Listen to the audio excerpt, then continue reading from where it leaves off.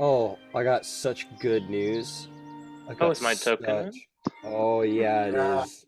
Oh, the mini. excellent. Oh shit! Oh, yeah.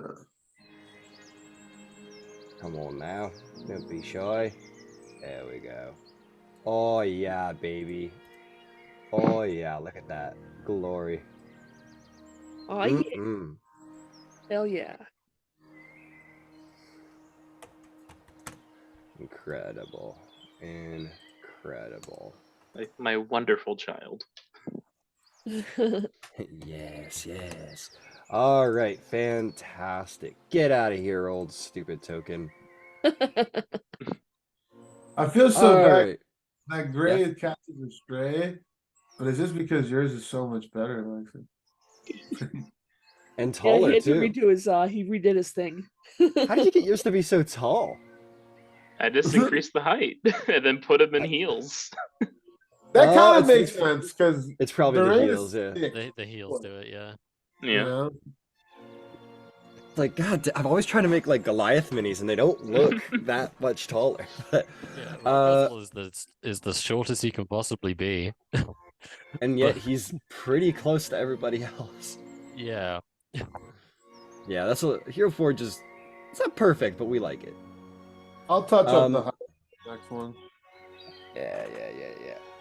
Okay, guys. So, in the wonderful city of, well, large town of Tribor, you guys all finish your camaraderie, short up your plan to head north and to capture your bounty, this Weevil fellow. And then head back to Tribor and then continue your journeys to the west and clean up everything over there. But before you could set out from town, you ran into not Lex, but Sir Silas Zyrmoven.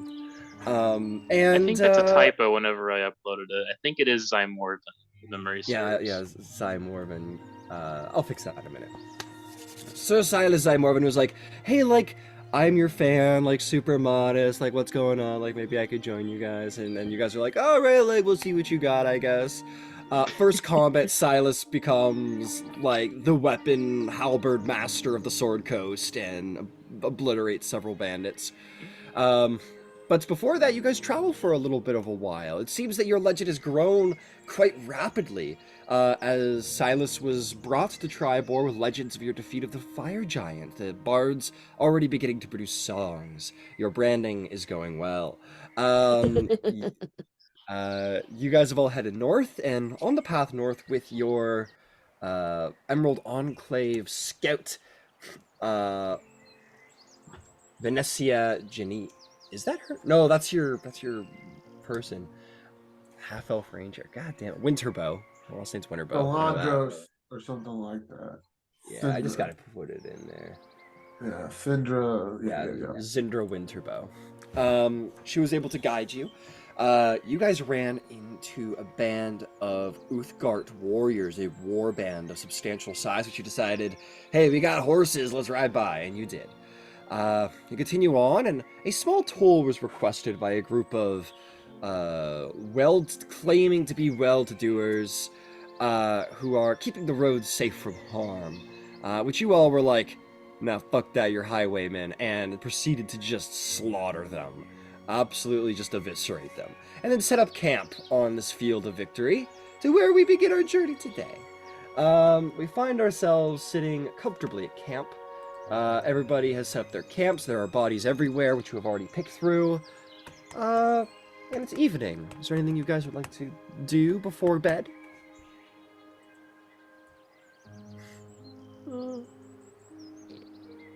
Nina's just gonna say a little prayer and head into her tent. Incredible. Jesus, what a name. Ebenezer Bear Adult. Scrooge. Yes. Exactly. Yeah. Ebenezer's just like going away and like sewing the bottom of Silas's outfit, and is just like fixing all those tatters, is bandaging up Silas cooking away, cooks you guys a decent meal, and you guys can all head to bed comfortably if that is your prerogative. Oh, when I searched for flowers and shit like that, did I find anything? Can't remember. Make me a survival check to see if you find any today. Okay. DC 15, I believe, for foraging in this environment. 15. Meets it, beats it. Hey, meets it beats it.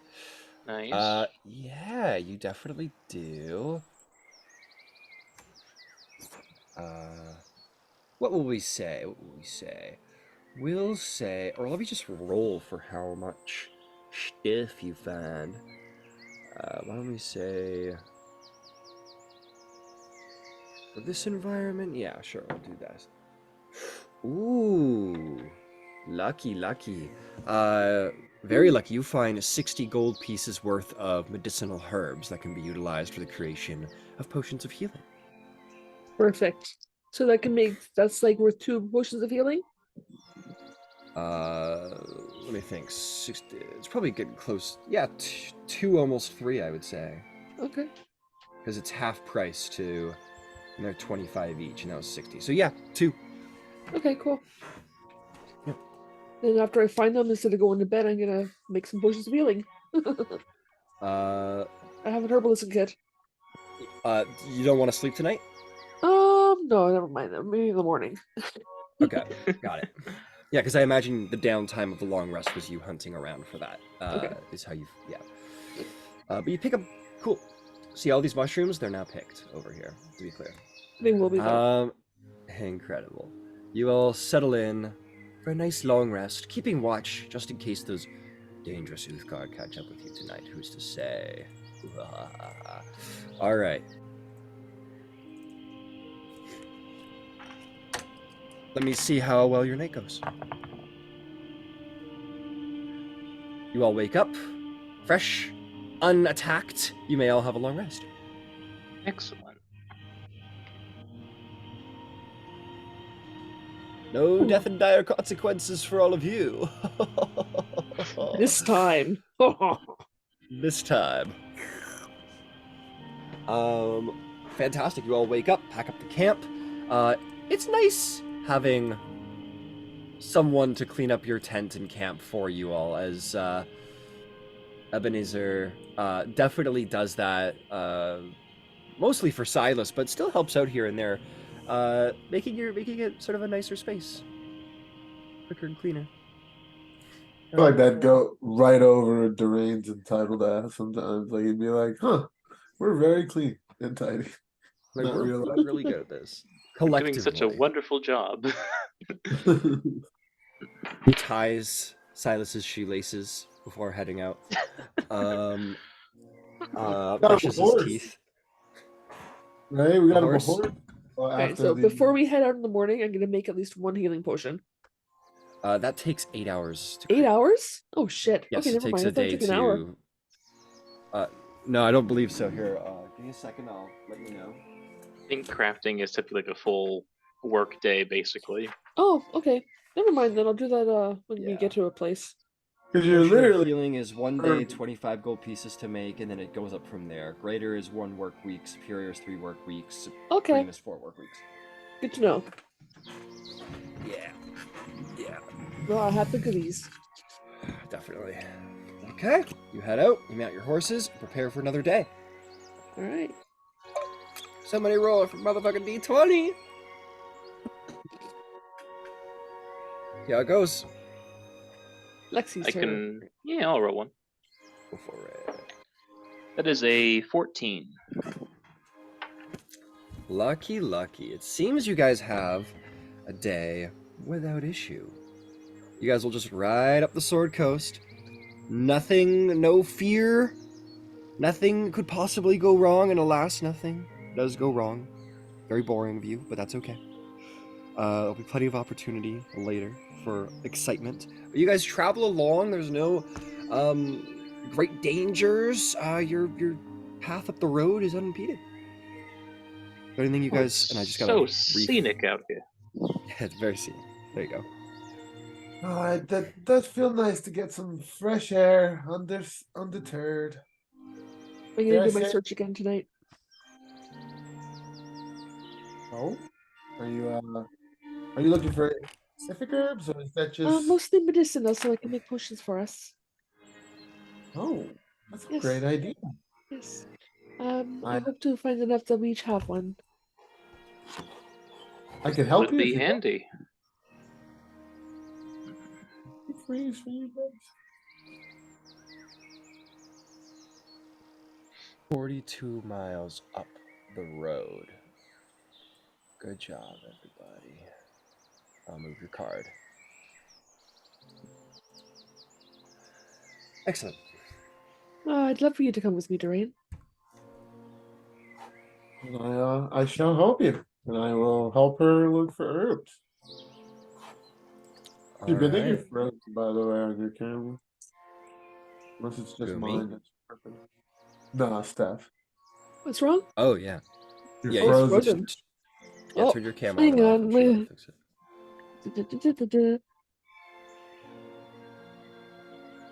The camera decided to stop working. Just randomly. It's rude as They hell. sent me for a trip too. I was like, did I pause in time right now? Am I frozen? It's me. It's my fault. Must be. Alright, Did I you roll guys are anything? drawing- To I help roll an her? advantage, I think. Oh, well, each of you could roll separately, or one of you could roll at advantage. It is your choice. Okay, yeah, in a second. Let's see if this works now. Yep, there we go. You want to roll 2, Doreen? Why don't you roll? Because my survival is a -1 in my nature. My nature's a +2. Actually, no, my nature's a -2 as well. For a guy that Alright, spends a lot of First time in it, roll I don't was know. a 4, which obviously is no good. Second roll is a dirty 20. Oh, Hey, nice. that'll do. Oh god. You find 20 gold pieces worth of medicinal herbs. Perfect. That's good for 3 potions.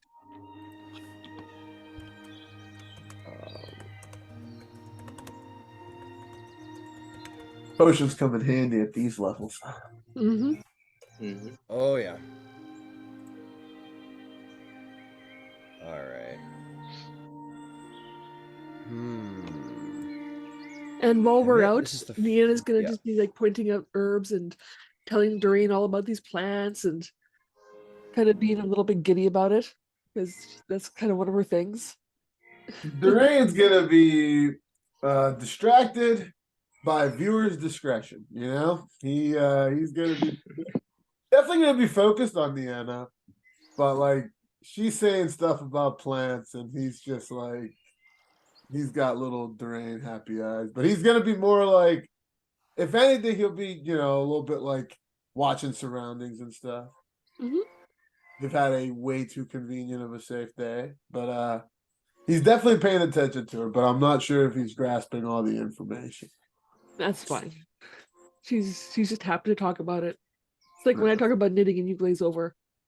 Yeah, no, I don't think so. I love knitting. I think it's very cool. But yes, and absolutely. Let's go back to camp. Oh yeah, it was. I'm sure we've only been like what, 10 minutes, 20?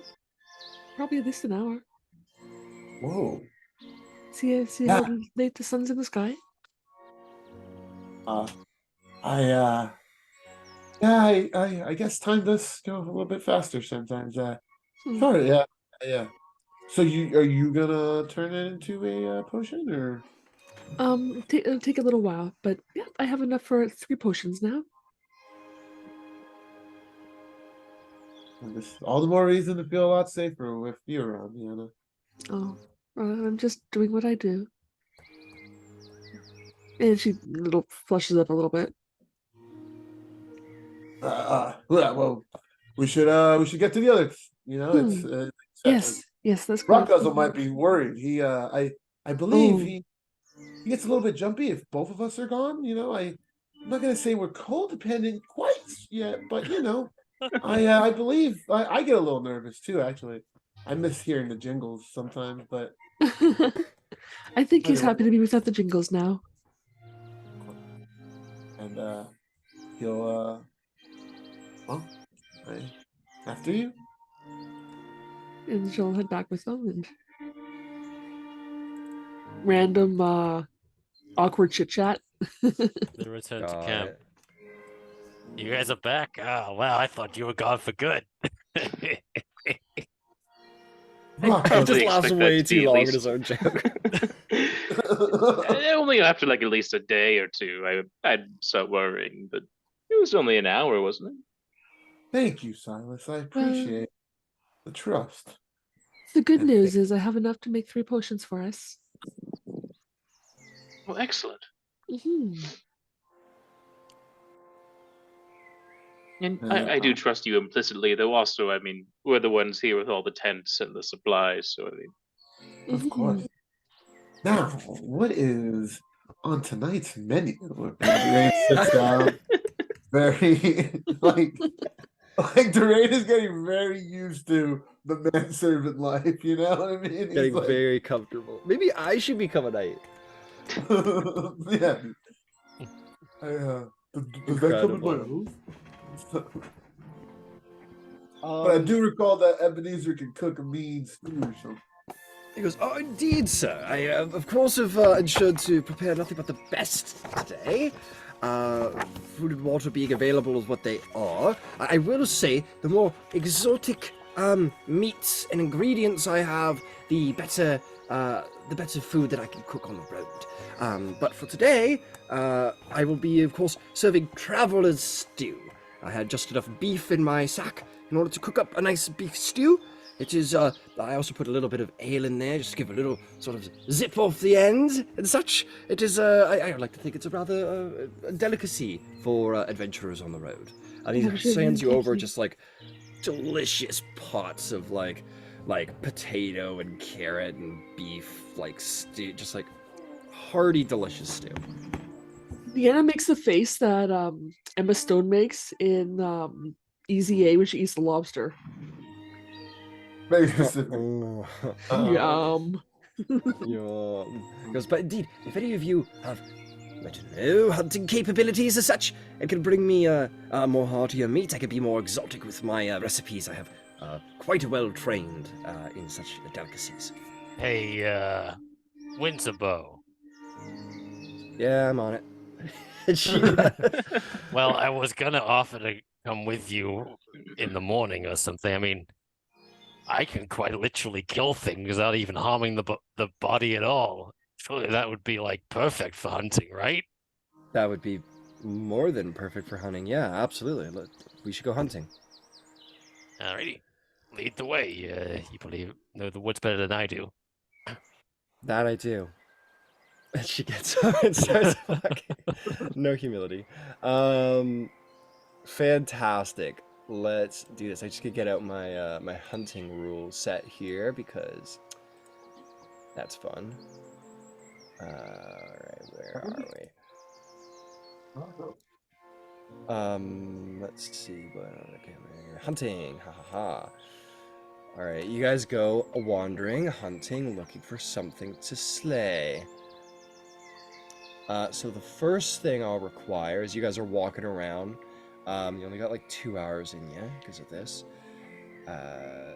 We will start with. We'll start with a survival check. You may roll one. You may take advantage from her, or you may provide advantage to her, whatever you like to do. Provide advantage to her. Okay. Surely she's better at this than me. Got it. Yes, easily she finds some tracks. She says, it's, well, now I gotta find out what exactly it is you're hunting. Yeah. Shouldn't be but a moment. Beast, tiny. She sort of looks down at the ground, she sort of, she tastes the sap from a nearby tree. And she goes, yep, there's a badger nearby. We could hunt that. And you guys do indeed find the badger. Says, all right, let's see who can kill it. Make a stealth check to shoot it. Just make a straight up stealth check, and that'll be your sort of hunting check. Dirty Jody, 20. Oh fuck. She rolls a little higher. You take your card, you whip it, and just as your thing's about to hit it, an arrow sort of comes out from the side and catches it at the last second, and it sort of gets slung out of the way of your card, which hits the ground, and she unfortunately took the kill just slightly before you did. And you guys have caught yourself a badger, but you have time to go do one more hunt. But you don't find any other sort of, you don't find anything else within that hour. So you guys have caught yourself a badger. Next time I'll get it. Guys, yeah, sorry, I get a little competitive. Yeah, my bad about that.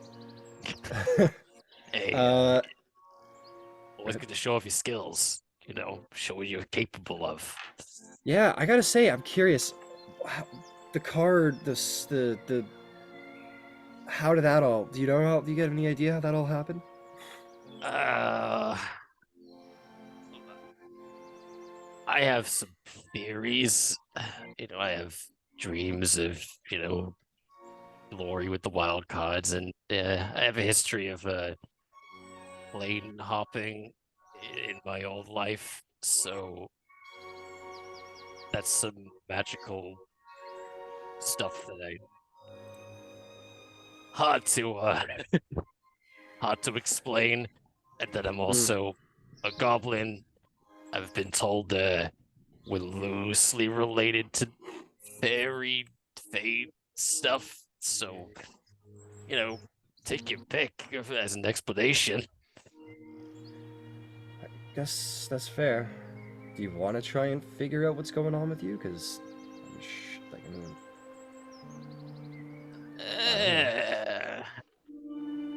Maybe, but I'm living the life I wanted after leaving the carnival, fair and enough. part of me doesn't really want to complicate it. Yeah, I I like can these respect guys. that. Yeah, I get that. She in that moment does the thing where you pull the skin off of a rabbit. And she does it to the badger. Just no, I respect that. It just rips the pelt off of the badger and sort of just ties it to her belt loop. She's going to keep that, and then just sort of cleans it as you guys get to camp, and all of you are like, "What's that?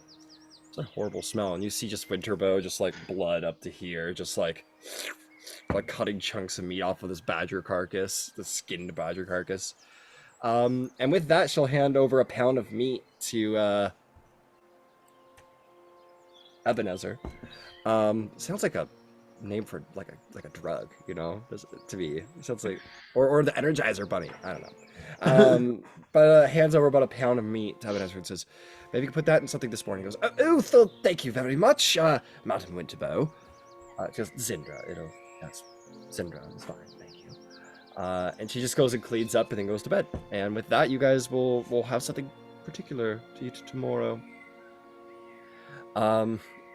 If nobody did it waking up yesterday, don't forget, mark off ration, mark off feed.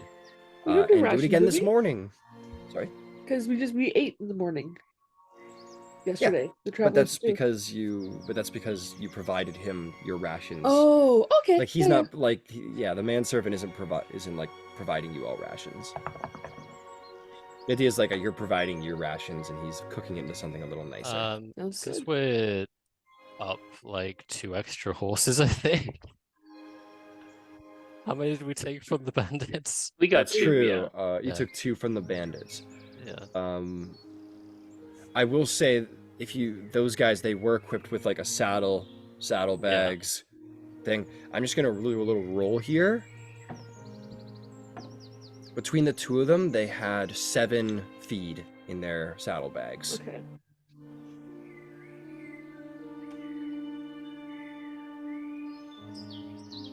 Yep, so that should be 2 days worth of rations and feed, including since we've started the game. Mm-hmm.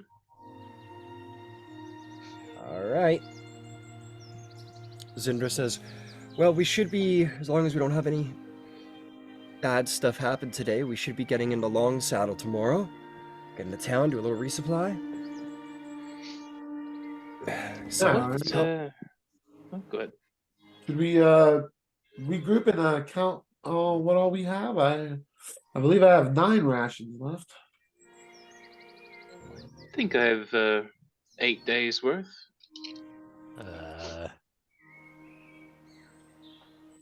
You know, in hindsight, maybe we should have bought some before we left. I want 3. I didn't. Well, we can. It was all I could bring back from the carnival. Well, we can supply in Long Saddle, I'm sure. Because I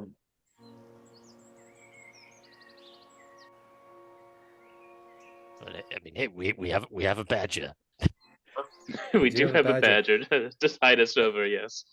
and if we do need to hunt for rations, we could just take a hunting day on the road and just everyone can kind of resupply with rations and whatnot. but we at least have enough to make it to Long Saddle safely. So I don't feel too worried. What's it like there? I've never actually been. Since I don't imagine anybody else has been. No, I don't think anybody else has been that far north. Cinder will speak upon it. Long saddle. It is a long ass saddle. She goes, oh, it's just like a sleepy little frontier village. Couple rows of houses, some businesses, sort of a larger settlement along the trade routes to head north. It's nice. It's got a feast hall. They have like a local marble game that's like kind of popular to play there, which is cool. There's a couple ranches around. You know, just a little town. A game. I love games. Marble game. Yeah, local. It's called Scatter Shields, I think. The idea is you like Interesting. flip marbles, you try and knock over, like, I don't know. Well, you'll see. You'll see. I look forward to visiting and seeing what it's like and playing Scatter Shield, I suppose.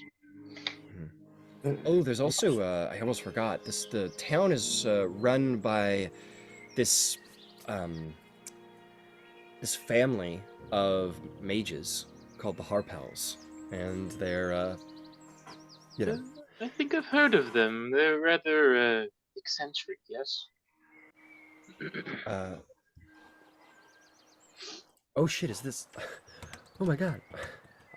I missed this connection. You can make me a history check if you want. Yeah. Let me see what my bonus is to that. I think I have proficiency, actually. Oh yeah, as a noble, one should know the other clans and families. Yeah, let me roll that die. That is a 15 plus a 2, so 17. Yeah, you're aware of the Harpel family, indeed, a very eccentric clan of wizards. They live in a place known as the Ivy Mansion that is somewhere near Long Saddle. And they're considered to be a kind-hearted clan, if eccentric, but very, very interested in the magic and the capricious. You know, Ron Guzzle, if you're looking for some information on your mind casino, the cards of the brain, they might have some information for you. They seem to specialize in odd magic. I don't really know if what you do is magic, but it seems the best bet. I'm gonna Well, use it's not that. really it's not really a mind palace. I assume yours has more games. Oh, yeah. I mean, there's usually some music playing that's like. Oh, it's a mind circus. Yeah. How'd you know? A mine circus. Well, in any That's a good case, one, man. a small town of games ran by eccentric mages seems right up the Wildcards alley. I'm excited to be there. I'll give you one last fun final fact to sort of their claim to fame, Sir Silas, is about long before your time, just a little more than 100 years ago, they distributed a number of published treaties on the Drow, sort of giving information on what life is like in the Underdark and how the Drow play into it, as they had interviewed some strange ranger who had come out from the Underdark, a Drow ranger. Yes, the ancient days, or near lifetimes when I was in high school. Excellent, interesting. Silas will make note of that. Excellent. Okay, so you guys will go traveling for a little while longer, and we're going to, and I rolled a random encounter for you guys, so I'm going to go ahead and see what happens, and as I get it set up as fast as possible, do a little roleplay, if you want. Oh man, we're gonna.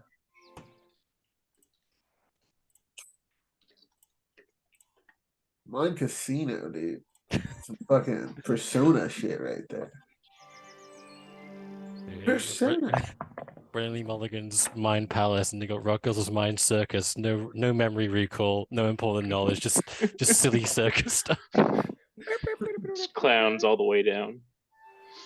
Oh no, no, Ryan, not that expression. Oh, sorry.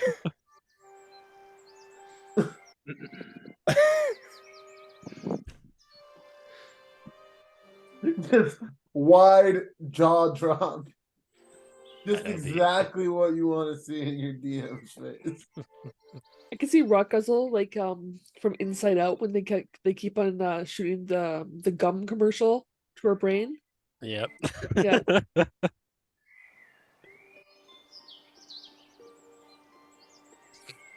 I know the exact recipe for cotton candy.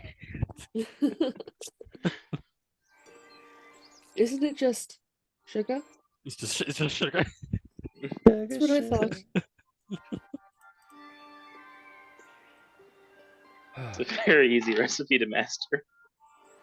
Well, he's committed to memory because I suppose his -1 intelligence can manage. He knows all the. It's not that he's dumb. It's just that he has a very, very, very specific knowledge base. Yeah, he's very focused.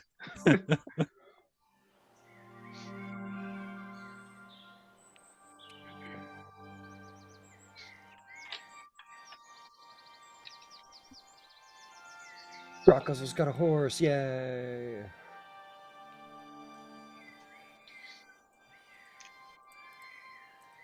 Well, while I'm setting it all up, I can begin to describe the scene, because this one isn't going to be too hard to set up. As you guys are traveling down the road in the early morning, Winterbow at the front, you all kind of see her just sort of like looking up, and then kind of like a little more concerned, and it sort of draws all your attention to the sky as well. Whoever wishes to may make a perception check to see what it is that your ranger's looking at. Natural one.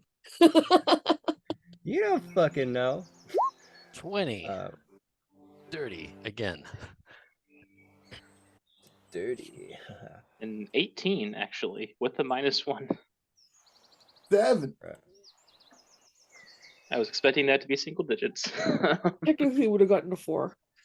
But yeah, it's funnier to say that one. Carefully observing Winterbow for reasons. So anybody who rolled above a 10, we'll see what she sees. As you look up, you see some flying creature above, sort of lazily flying some circles up above you guys. And as you sort of like your eyes sort of, you kind of like get the sun out of your eyes, you were able to see, you see that the sun seems to indeed be sort of reflecting off of the scales of this creature. Oh shit. You look up Oh. and you see a dragon, a bronze dragon, flying above you in circles lazily. And Like a big one, Winter- or like what did you roll in your perception? 18 total. 18? Yeah, you sort of get your depth perception is good enough. You think that it's about probably a little bit bigger than your horse.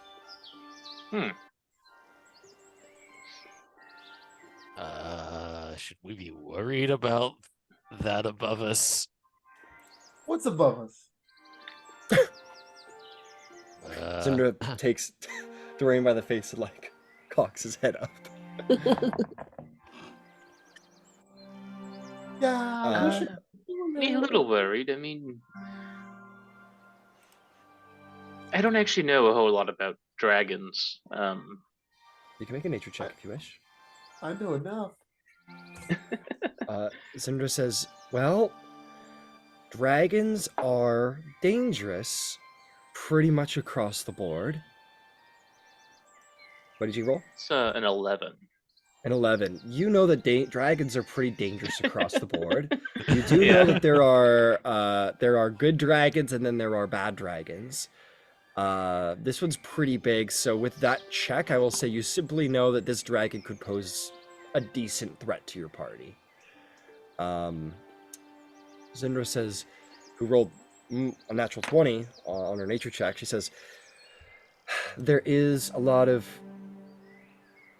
knowledge out there that suggests that these metallic dragons are supposed to be nicer than the more colorful chromatic ones. But it's still good to be careful, because all dragons can be very dangerous if they have the right motives. But I'll leave it to you all what you want to do. Understandable. I mean, it's just sort of circling, so maybe it's observing us or, keeping an eye on things, but it hasn't gone in for a dive yet, so. I say we go very fast. Similar to how when we saw those giants. Just so you know, this dragon, given its size and its wingspan, is definitely going to be faster than us. Oh. Just to put that. Are they like cats? Like if we go too quickly, will it activate, like a predator-prey instinct and it'll chase us? Or does it see my movement? They're supposed to be pretty intelligent creatures, maybe. I've never actually interacted with a dragon before, but I know of them. Like are they territorial? Like I don't know, like a Yes. dog. They do hold territories. Dragons do have domains that they claim for their own. Depending on how big they are, is how wide the breadth of their domain is. Is there any peace we can offer? They're intelligent creatures. Like you can try. We would communicate with you probably. I could probably send a message. Wait, Rock Guzzle, can you, in its mind? I could. I could try. Be friendly, Rock Guzzle. You have to be very friendly in its head. How do you think friendly? Are you? Look, Do you just change the circus music? yeah, I guess. Okay. I will try to telepathically speak with the dragon. Okay. I have 1 hour to speak to it. All right. You try and telepathically speak into its mind. What is the range on it? As long as I can see it, and as long as I stay within 1 mile.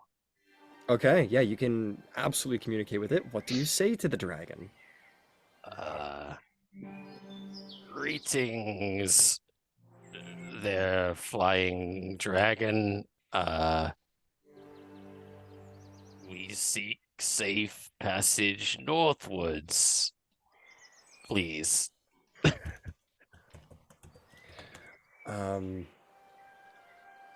Make a persuasion check. I'm not terrible at this, but who knows what. Okay. So that's a 6. I'm gonna use my Psi-bolstered knack to add a d6 to that, and well, let us pray. Okay, 10 total. Does that succeed or not?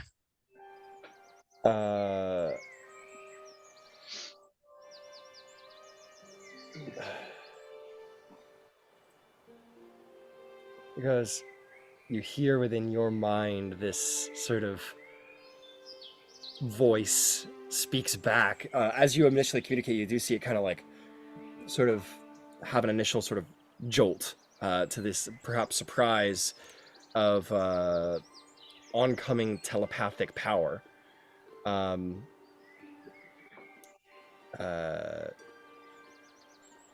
Says, "Oh, safety. We'll do it tomorrow, maybe." And sort of begins to dive down towards you guys. Oh, And kaboom! Lands in the ground in front of all of you. All your horses sort of are like really freaked out by all this, but well enough to be able to get tamed. And the dragon just sort of like sits in front of you all. It begins to speak calm, and its great maw moving up and down, and says, "You're all quite interesting. What's your Telepathy name? from a goblin. What's your name? What's my name? What's your name?" I'm Nienna. "Hi, Nienna. My name is Vixalanthus." Vixalanthus. That's a lovely name. Hi, Vexalanthus. Sorry to kind of hop into your head there. You were very high up, and I was trying to be polite, I swear. No, it felt funny on my brain, so I rather approve. well, it's a pleasure to make your acquaintance. I'm sorry, I'm Sir Zymorvan. We're the Wildcards, Hey, Sir Silas, you want to hear a joke? of course. How do you make your girlfriend scream during sex? You call and tell her about it.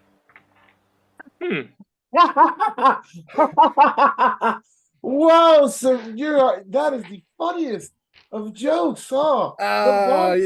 He likes it. Some other people looked at me rather strangely when I told them that one. I thought it was funny. What's your name? I'm Durain. Like Hey. the rain.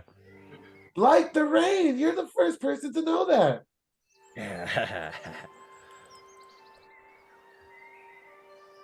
So what's all of your deal? You want safety? Oh, we just want to Well- pass safely. Oh, you thought I was going to, like, kill you or something. Oh, We thought it. Maybe if you thought it was funny, yeah. No, I wasn't going to kill you. I was just curious. Okay. I thought I smelled something, I don't know. There was a sort of scent. It smelled like stew, maybe. Oh Oh, I was yes, curious. we did have a delicious stew just last night. Ebenezer's like, haha, yes.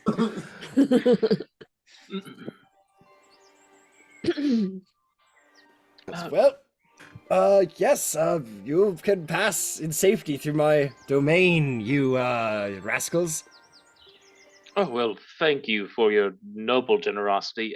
May we impose on you for just a moment? We're searching for a dastardly bandit by the name of the Weasel, the Weevil, the weevil. the Weevil. Mhm. Oh, the Weevil. No, never heard of a Weevil before.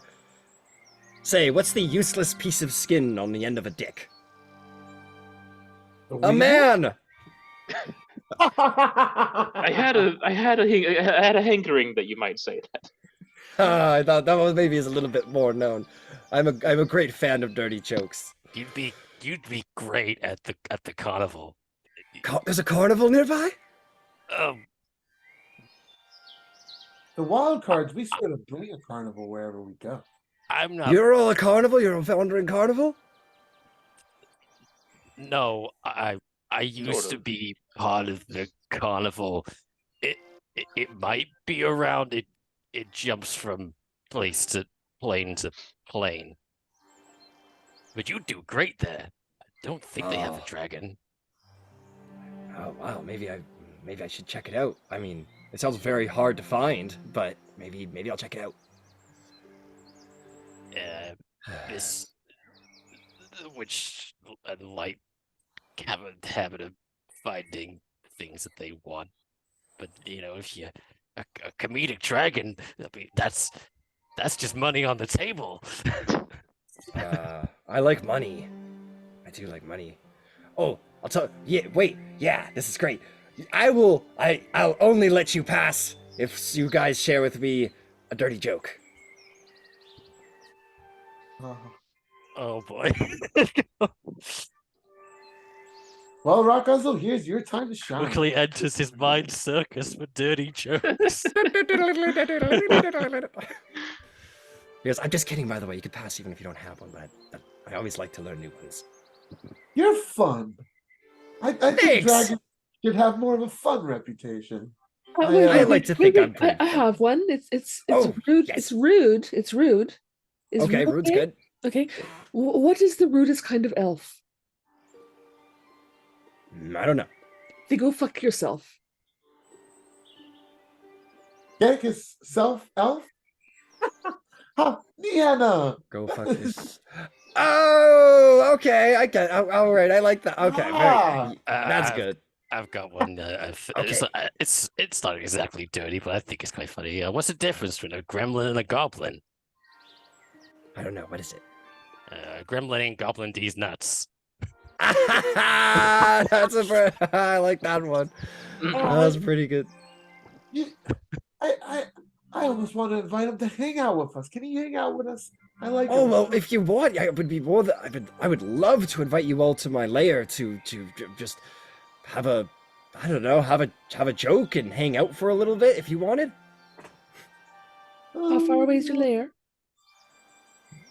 Good question. It's a little ways off the road. Yeah, let's roll this dice. Why not? It's about 11 miles that way. He sort of points off road. We're on a bit of a schedule. Yes, we only have so much food for ourselves and our horses. So how about this? After we get to where we're going, we can meet you back on the road again. This way we can stock enough food and Then we could call for you. feed for our Maybe a horses and have a Oh, little well, I barbecue. would be more than happy to have you all over for lunch. I mean, I have food, I have food in my lair. I could feed you all, and you could hang out, and we could, I don't know, chill out. Well, certainly. Of course. This is an opportunity of a lifetime. All right, cool. All right, just follow me. And he, with a mighty beat of his wing, with a 80-foot speed, just sort of takes off in a diagonal into the sky, sort of in the off-road direction. I don't think I can follow them quite that high. And so it's like moving in a general direction. Yeah, it doesn't like go up into the clouds or anything, but is hanging at like a good 100 feet in the air. Now, before we go, we are about to travel into a dragon's lair, and I just feel we should all confirm this decision aloud. Well, I mean, they are extending hospitality to us. It would be rude to refuse it, wouldn't it? I do feel as if it's. Can we even refuse? I feel like if we refuse, it's gonna go.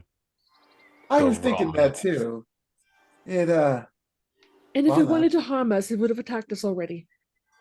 ooh, I like your thinking. I figure it's like dealing with the noble family. If someone of high station invites you to lunch, you typically say yes. Let's do it. And like I said, I would like to be friends with him. He maybe it'll go well. This could make for a great story, a twist on the dragon slaying thing, where we don't Perhaps. slay the dragon, we become friends with the dragon. And perhaps the bards will sing a bit. Exactly. Okay. And we might be able to request their help with the weevil or Or some other things. yeah, the giant. Ooh, Is sending a dragon after a bandit kind of overkill. Maybe. overkill? I mean, I think it would be very enjoyable to watch. I do Okay, too. Either way. it would be funny. And there's a bit of a charm, you know. He's got a solid tight five. He's got a nice tight five going as far as material. I think with enough work, you know, and while he's been crude, he hasn't been offensive. He hasn't punched down. I think we should encourage this dragon's behavior. And on that note, we'll be ready to go. Yeah. Stand-up comedy dragon is money, Ryan. Like that's pretty good. I don't know where you pulled that from, but that's pretty good. Cool. I'm glad you guys like it. Right now, dude. Yeah, we haven't met any cool dragons like that in our Sunday campaign. Just an awesome death dragon. Oh heck yeah! Honestly, if this leads to us getting eaten by this dragon, it'd be a 10 out of 10. I'm not even angry. I'm not even angry. I would be like, yeah. So he said some funny jokes, and we're like, fuck it, let's go. No insight check. I fully trust this dragon. He said some funny jokes. All right. Okay, we're not using this board. So I'm just quickly pulling a dragon layer out of my ass. Okay, cool. Here we go.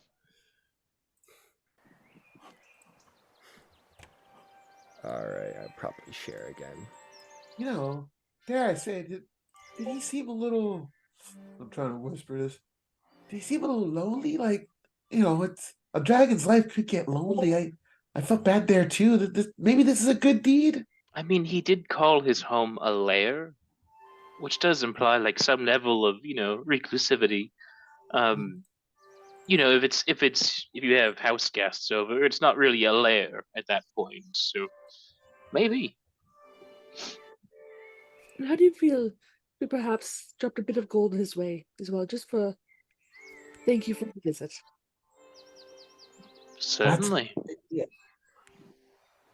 Though I'm beginning to expect this one hoards questionable jokes. Yes, Like a he has bunch a of horde of bad jokes. you got a bunch of Right. canceled comedians held on. A bunch of canceled YouTubers. From a single stand-up night, just cleaned out the audience. So we'll continue to play it out as I sort of make his layer a little bit more towards what he would be having and not a number of goblins. As that is what it currently is. But essentially you guys find your way traveling, how far did I say? About 14 miles. Oh, I said 11? Yeah. Okay, 11. You guys find yourselves traveling for about 2-3 hours out of the way. And you guys travel off-road and up into the Star Metal Hills pretty quickly. And then he sort of comes in for a landing and invites you all into an entrance sort of amongst the hills. There's like this sort of like subtle entrance. He goes, yeah, this way. And he kind of goes into the dark. Do you all follow? Yes. Yeah. And I will leave the horse just in the entrance of the cave so that they're sheltered from the sky and Yeah, and he invites you to do so, and he says, yeah, but there's a space for your horses. You can bring them all in if you want. Don't mind Do the you mind traps, if just I, kill the goblin from the place. Do you mind if I light a torch? oh, you can use one of mine. I don't need them. Oh, thank you. Actually, you can have all of them. There you go. 10. Take them. Why were you carrying 10 torches if you don't need them? It was just I don't know, just like fire elsewhere, I suppose. Impulse buy, I get it. Yeah. Might be too late to use this, but can I use my divine sense? Sure. It doesn't pick up anything. Nice. As you enter in, indeed, it is sort of like, it's a barrow, to put it plainly, for sure. Some pieces of the barrow actually look somewhat recently dug, others don't. But the place is sort of equipped with firelight torches and such. there is a place for you to sort of keep your horses. He goes, "Oh, don't mind the bones. I swear that those weren't me. Those were the past inhabitants. They were Hmm. they're kind of a mean band of goblins, and they weren't very funny. And they tried to spear me for like their god or something, so I kind of ate them." I think it's well That's deserved. yeah, that's fair. I That love was what just you've done with the place. Very very homey, very rustic. Rock girls are just doing oh dear. Goes, "No, don't worry. You see like a nice goblin. You haven't tried to kill me or shoot me or stab me or try and feast on my flesh or anything like that. So Oh no. I'm told that the urge to killing goblins is a social thing. I wasn't raised among my people. Well, if they try spearing you in the name of their god, you're not left with much choice at that point. But it's understandable. I mean, quite do rude unto when people others, say- right? Yeah. right, I'm glad you all agree that killing those goblins weren't so bad. That would be a really awkward sort of way to enter. I mean, the place isn't really set up for guests yet. You guys are gonna be the first guests I've had here, but I'm very excited. Splendid. You wouldn't believe how hard it is to get a rug when you're a dragon. It's not easy. Some of the bigger dragons can actually shapeshift, and that makes it a lot easier to buy furniture, but especially when you're like trying not to rob people, which is bad. I don't rob people. I rob them of laughs sometimes, but that's about it. Well, we're planning on stopping in Longsaddle if there's a general store or a furniture store. We'd be happy to maybe see about getting something delivered, maybe. Oh wow, really? Yeah, that'd be great. Yeah, let me think on that. I'll get back to you on that. That's a great Of course. idea. And you do come into this sort of central place in the barrel, which very much looks like old chairs and like some things that have been sort of tied together. Very much like trying to make like a hosting area. It looks like very much doing his best to try and host, or at least create a little area to do that. Sort of invites you all in and goes, "Yeah, okay. I promised you food. Wait right here." And he sort of disappears into his lair. And there's enough seats for you all to like get a seat.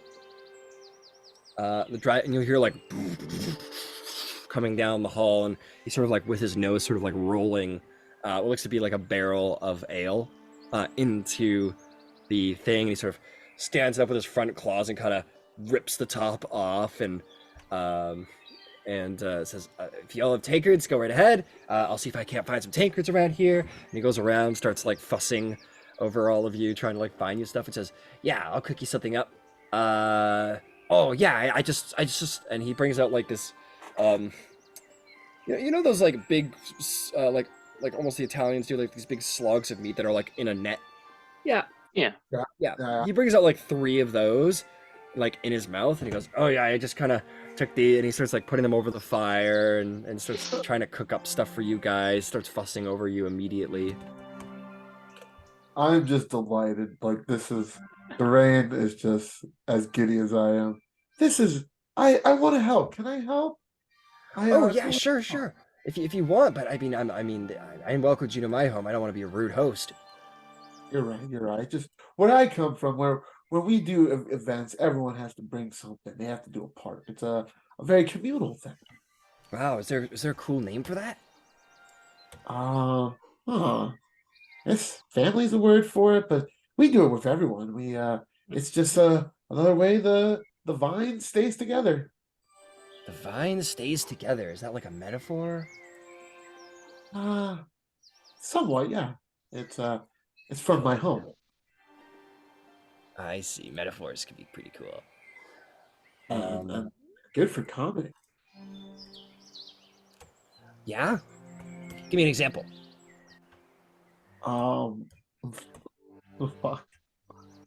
Well, think about when what's a good dick joke without a good balls metaphor, you know?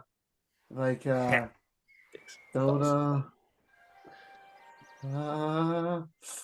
I need a raunchy joke. Well, it's what can't build a pillar without some spheres. Spheres? Uh, Oh, yeah, Boom. yeah, it's great. yeah.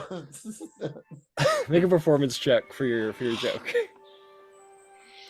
For boobs. That's good. That was my favorite. 14? 14. He goes, ah, that's so funny. Oh, He goes yeah. back to turning the meat over the fire. Um, he goes, hey, are any of you bards? I haven't heard any music in a while. Oh, sadly, no. Ah, that's too bad. Well, if you ever hear of any bards, well, I mean, don't tell them about my lair. It's supposed to be like secret. My dad told me I should probably keep my lair as really secret, but I just can't help it. I just want to like bring people in, like show them around, I mean, I know how to play the lute, but I don't have one. Oh, you don't have a lute? Because I wish I had a lute. I'd give it to you. Yeah. In between performances, I'd have to provide music for the carnival, and I have nimble fingers. I'm pretty good at it. Awesome. I could But try singing something. I'm a fairly decent singer, or so I've been Oh, told. Yeah. Go right ahead. Go right ahead. Ooh, that is an 18 plus 5, 23. 23. Nice. Nienna starts. It starts like just like singing immaculately this beautiful, beautiful song. Brings a tear to maybe some of your eyes. You guys are completely blindsided by suddenly this very beautiful, skillful singing voice Nienna has. And all of you find yourselves listening raptly until the songs end. The dragon, Vexalanthus, starts, bravo, bravo, and just starts applauding you because his hands Blush, are mellow. blush, blush, blush, blush, blush. Ryan's got anime eyes. Oh,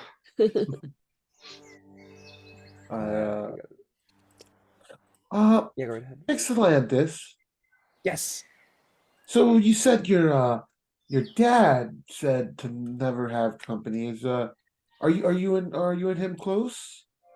I don't think no, we're not very close. Well, we're dragons, right? Dragons are we're pretty solitary. I hear having kids is awful because you gotta like spend like time with them. And then like, don't get us wrong. Some dragons like company more than others. Like I love company, but we have like very short social batteries, if that makes sense. Like dragon kind, we're more Absolutely. like like you human types, or you humanoid types. Like you all like to run in packs, right? Like you're all pack animals, like adventuring parties and patrols We are and social, like, yes. yeah, very social creatures. We dragons are a little more solitary. Like we like to have company every now and again, but we do like to have some time alone. Most of the time. I imagine all there's a lot of pressure in keeping up appearances if you have to run your domain as your own dragon. I mean that's got to be. Oh yeah, it's true. I usually take a lot of time flying over my domain. He'll tell you about that. Thank you, Fizzbuzz. He goes, yeah, no, my lair is well, my territory is about 50 miles, and you gotta fly all around it. But at my age, I could do about 75 miles of travel a day, and so I can keep up with most of the territory. did you recently establish your territory here? No, not too recently. I kind of established this a couple of years ago. I'm 14, by the way. I'm Oh, yeah. So we kind of slow down. When we get to about we get really big really fast in that first year, but after that first year it slows right down, and then it takes a while to become an adult. Life experience, I Well- suppose. Yeah. Sort of like elves. You know how elves are like? They're like, don't they like? They're like, oh, you're only like a little kid until Oh, you're my 100. father is at least 300. Oh, that's cool. goodness. Yeah, see, it works similar for us. See, we're not like true adults until like we're 100 years old, and then we're really big at that point, so it makes sense. All right. Well, I in any case, for whatever time, if you need any adventurers, you've been well. Just this simple act alone speaks a lot about the dragon you'll become. So I'm thankful to we found you. I appreciate you saying that, Durain. That's really nice of you. Oh, I have a joke. Oh yeah, okay. What is the best contraception for orcs? What is it? Dark vision. That's a good one. I'm gonna use that. Maybe not on an orc, but I'm gonna use that. I've been trying to make friends with those Wildcards, but they don't like my jokes too much. But I'm gonna get them one day. I'm sure you will. Maybe pick at them in small bunches, not very big bunches. Try to keep it to groups of 5. You know, those Yeah, spears and yeah. whatnot. Oh, I definitely do. I always go in and I try and open with a joke, but then they always say for Uthgar, whatever that means, and they throw spears at me, so I have to fly away. Yeah, if not for the Uthgard, if perhaps for other people, perhaps like a little bow tie or something would make you a little more approachable. What's a bow tie? And she'll look at Ebb. Could you make this dragon a bow tie? Oh, most certainly, Miss Niena. And he'll go over to he'll like find, he probably has something on his person. He'll pull up this like long ribbon. He'll go over to the dragon who sort of looks a little, just is like curious as to what's happening. Not offended at all, but like even like offers the neck. He's like, all right, let's go. Sort of cranes his neck down to see what's happening. And he does a little bow tie on him and he goes,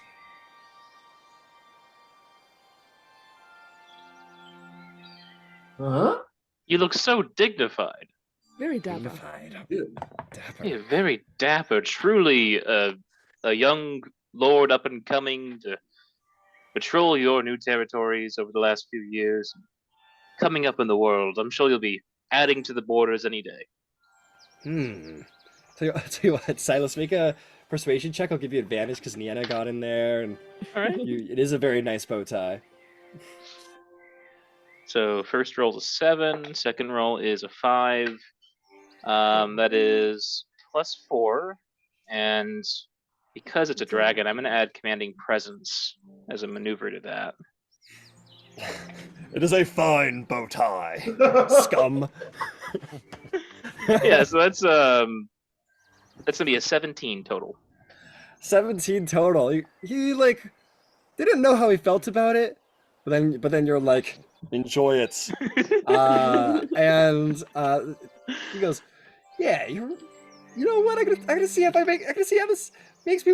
I'm gonna see if this works. You look far more I mean, approachable with the bow tie. I must Yeah, it makes say, me more approachable, doesn't it? yes, It does. dignified. If I saw you up in the sky earlier today and I noticed that bow tie upon you in person, I would have been so much less worried. It does say I'm friendly, doesn't it? It does. I've never met a villain in a bow tie. And it also says you have a unique personality. It does. Oh wow! I think I'll keep it. Yeah, I'm gonna You keep should. it. I'm gonna It I'm looks gonna be the good. bow tie dragon now. Can you spell You his can name? start please, a new in the horde. notes? Absolutely. Can we put him under allies? Sure. Rock Guzzle, could dragons join the wild cards? I mean, he doesn't have to travel with us or do anything, but I just want to say there's a dragon in the wild He's cards. like an honorary Yes, member. of honorary course. member. An honorary member of a wild card. What's a wild card? That's who Us? we are. You guys could are. be Oh, anything. it's like your adventuring group name. That's you guys have an adventuring group name. That's so cool. They really are Dragons quite cool, aren't they? They actually honorary slew a member. giant, you know. We did. Wow, you guys slew a giant. That's pretty cool. You know, I saw a giant the other day. Oh, Yeah. really? Whereabouts? Yeah, it was a hill giant. They were sort of like wandering around the hills out here. Huh. Oh. Yeah. Where, Didn't know where- In what like direction? north of here, or? It was a little way south of here, but they sort of just kind of Hmm. were meandering, and then I kind of got bored and flew some. But I gotta keep an eye on that giant, make sure they don't do anything, Yes. Bad. Yes. This because we dragons aren't supposed to like giants. That's a whole thing my dad told me about. There was like big wars long time ago between giants and dragons, I think. Huh. Huh. I Oh yeah, my dad, he fought in that big dragon cult of the dragon thing that happened a couple of years ago. So that What was was your- cool. Interesting. What was your dad's name? If I'm I feel like that's not. I don't feel like I should go around talking about my dad's name. That's not very polite. Oh, okay. sorry, I Plus, it just might met you spoil today. me. Also, I don't want to spoil anything. Okay. All right. I wouldn't talk about my father's name either. Sorry, those are a bit of my own things leaking out. Well, in any case, listen to him in regards to the Giants because I'd like to do this again sometime. Oh I, yeah, are you guys gonna be heading back this way anytime? You look like you're heading north. Yes, we're heading north to do a couple of errands, and then we'll be heading back. Yeah, like in a couple days. Mhm. Oh well, come say hi. Of course. Yeah. And if you run into problems with that giant, feel free to let us know. And we'll help you. Well, thanks so much, Wildcards. Oh, this is so cool. Ah, Remember, you're a wild card now too. Yeah, I'll see. no, you guys. You are our most junior member by 2 days. Oh wow. If you'd like, I could even train you to be a knight. You could be my squire if you'd like. A knight. I could be like a dragon knight. That's pretty impressive. A copper dragon knight. I bet that'd make a really cool subclass. I think you're very high class, actually. A copper Well, dragon I don't- knight, I but don't the know if dragon is the knighthood- knight. Yeah. I don't know if I gotta say I don't know if it's knighthood is for me though. I'm far too silly to be a knight. There is a certain expectation of containing some of the dirty jokes, depending on company. Oh, I'm not too good at containing my dirty jokes. In fact, it makes me want to tell you another one. Well, tell us your best Okay, night. yeah, here's how is sex like a game of bridge? I don't know. If you have a great hand, you don't need a partner. That's good. Yeah. I'm working on them. There's good ones out there. I just gotta find them. And you guys can sit and talk a little bit more. Dragon's is very fun. friendly. If you guys want, or you know what? I'll say Winterbow sort of like leans over to whoever's nearby, who's just been kind of like watching the whole scene in awe. And you guys are just like, yo, what's up, dude? And you're just like making best friends with this dragon. She's like, probably seen or heard of the devastation of dragons and is just like shocked at how well this is going. And maybe like leads over to Ruckus and says, you know, dragons, they're really into their hordes. I bet if we were, you know, if we provided a certain amount of gold that they'd be willing to sort of escort us somewhere if we wanted it to. Might be a lot though, but just putting it out there. I feel like you do it if you could heard the best joke imaginable. You don't got any jokes in you, do you? Me? She like thinks if she knows any good jokes with her 0 charisma. Because I don't think so. Not the jokes that he'd like. I'll think about it. She kind of sits in her chair uncomfortably. She starts thinking about possible jokes. Oh, it's excellent. I have one more. Oh, you want one more joke? Yes. I got tons of them. No, I have one. Oh, you have one. Yes. Let's hear it. A dragon is flying along. He sees 2 knights, and he goes, "Not canned food again." I don't get it. Because they're in metal. They're like little cans of. Oh, and I'd eat the knight. That's the joke? Yes. I feel like I should be offended, but I'm not. I'm trying not to be funny. I'm a little offended, but not too much. Oh, I got a really good one. I got a really, really good one. This is my cherry on top. You ready? Okay. Okay. Why did the woman leave her husband after he spent all his money on a penis enlargement spell? Why? She just couldn't take it any longer.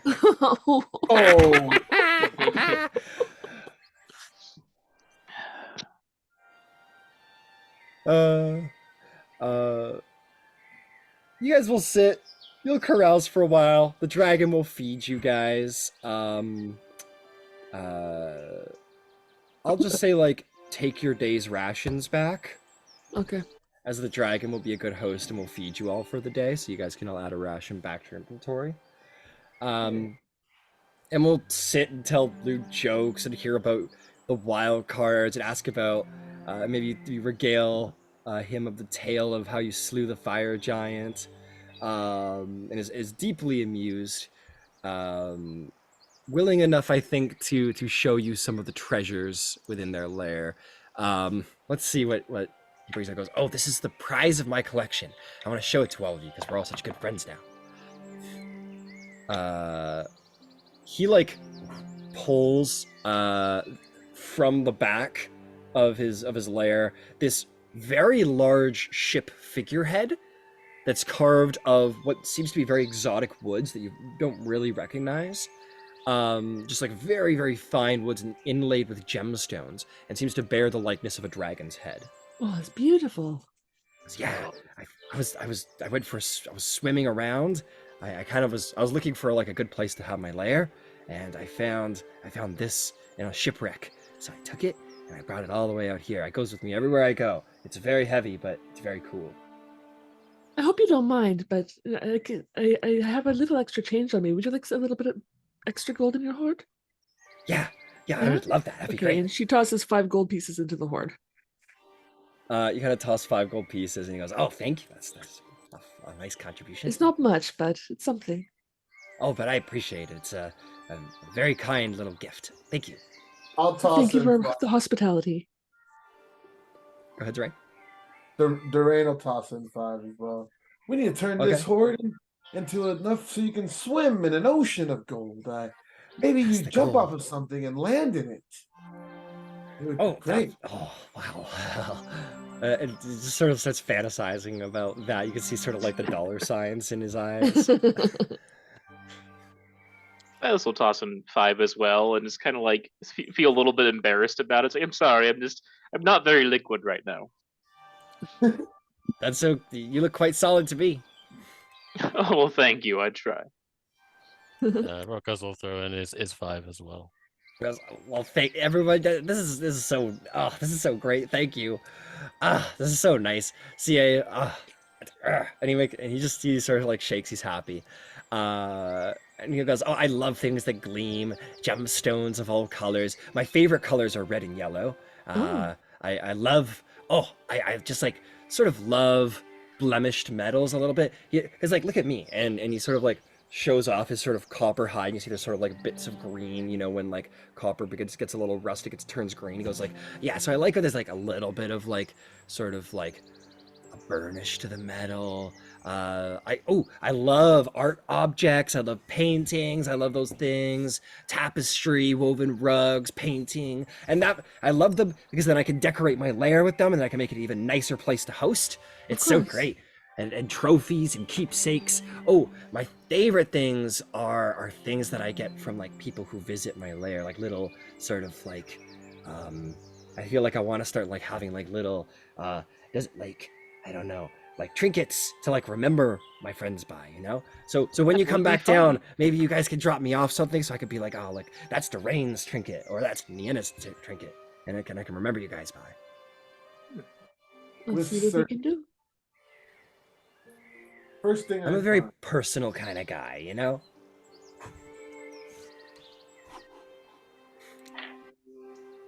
Turbo goes, well, we should probably get going if we want to make Long Saddle before too late in the night. Yeah. Thank you for everything. And he goes, oh yeah, absolutely. And when you come back this way, like definitely stop by for a visit. Even if I'm not here, I'll show up. I'll show up eventually. Like I hope to see you guys all again. Definitely. Of course. take off one of my daggers and I say, it's not exactly a trinket, but Do you I have any was bells left, Rock Guzzle?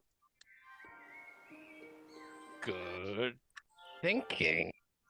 I still have the torn off like horns from the old hat with the bell still on. So Yeah. kind of tear off one of the bells from that. Yeah. Kind of flick it over to him. And he like catches it between his claw, and it goes ding ding ding ding, ding. And he's like, he thinks it's the coolest thing since sliced bread, and he's like, oh, that's, and he like goes over to like the wall, and with his claw, he just sort of like tears out like an alcove, like he just like makes a shelf right then and there, and sort of like scatters the rocks to the side, kind of just, and just like puts the bell on the shelf, and like taps his claws together obsessively, and he's like, yes. Yes. And turns around and goes, that's so cool. Wow, that like makes us like officially friends. And for lack of any actual trinket, Nina takes a little wreath off her head and gives it to him. And takes it and puts it on the shelf. Goes, this is gonna be my wild card shelf. And then he sort of like takes the end of his claw and sort of like, in what you assume to be like the draconic language, writes something on top. Perhaps Sort of you like could us. teach me a few words next time we visit. In Oh Draconic. yeah, I'd love to teach you about. Sure, I could teach you about draconic. It's Awesome. great. Hey, I'll tell you guys what. You guys have been such good house guests, and you provided for my horde a little bit, and you know I got other stuff to do, but I'm gonna see you guys again soon. What if I just made sure you got to Long Saddle safely? That'd be beautiful. Then I'd I'd be appreciate that touched. greatly. All right, cool. All right, let's go. And he starts heading out of the tunnel, and we'll sort of like take flight as you guys just kind of like lazily circle the area. At one point, sort of like dives and kind of disappears by a number of hills, and then kind of comes back to all of you once you've all mounted and saddled. Sort of lands and goes, "All right, let's go," and is going to just sort of lazily like a little lower towards all of you, just sort of like fly around all of you guys and just kind of like just to keep an eye on all of you while you travel. Every now and then sort of takes off and sort of scouts widely in a wide berth ahead, sort of descends, there's a little ah, and then comes back at one point. And says road's clear. And then you guys kind of, yeah, and with that, with the assistance of a copper dragon protecting you, you guys will make the rest of your travel. You have to go at a little bit of a faster pace. But as the sun is setting, you guys will see gently on the horizon arriving is the town of Long Saddle. And Vexalanthus will say, "Well, there you go, safely delivered. Thanks for being pals." Of course, before you go, I do have one last joke for you. Oh, okay. What do kings and wheat have in common? Kings and wheat? I don't know. They're both in bread. That's a pretty good one. I'm gonna use that one. See, this is what friends is all about. Trading dirty jokes. So that we can all That's my be one of better the day. I'm allowed one. That was a good one. All right. Well, I'll leave you guys to your adventuring. Good luck. I hope you find your weevil friend. Thank you. And we'll stop by on the way back. We'll see you soon. And with a great beat of his wings, takes off and flies to retreat back to their domain to keep an eye on things.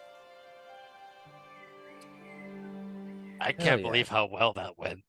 It couldn't have gone any better. We made a new friend. A dragon, no less. It's my first time ever meeting one, so I'm not too sure what all the horror stories are about. Yeah, dragons are funny. And not at all dangerous. He was really just a little guy, if you think about it. He was, and in a way, I I hope he'll be safe.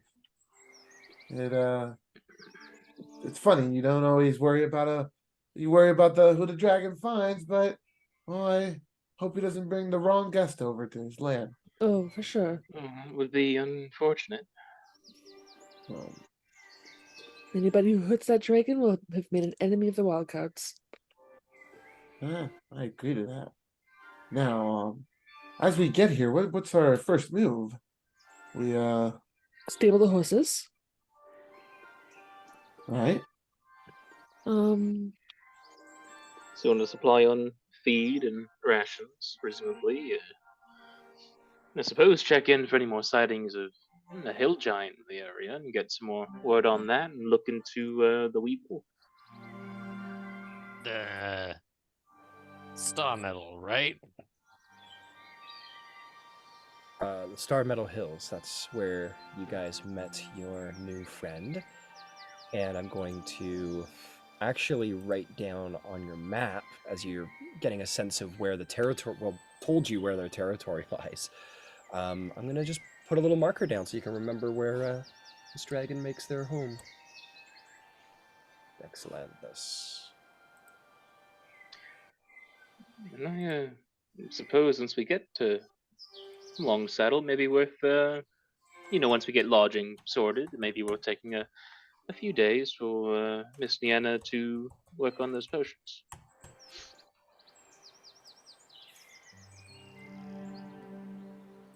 I can get behind that. No need to rush things, and it's Of course. just as there's plenty chance there's others hunting Weevil down. There might be others working with Weevil, and if Weevil is a wanted man, I imagine he is outsourcing as much help as possible. So it's something to keep considered. Go. So there you go. Yeah, you know what Black Pixelanthus's territories are. Incredible. You guys find your way at these late hours into the town of Long Saddle. Oh. cute little town. Yeah. You'll make your way in there. And yeah, I'll give you a little description of what you would initially see. True to Winterbow's description, it is just a number. It's a number of houses, sort of side by side. A fine enough place for someone to live. It would definitely be considered sort of a larger town, but nonetheless, a fine place. Blah, blah, just opening up my information.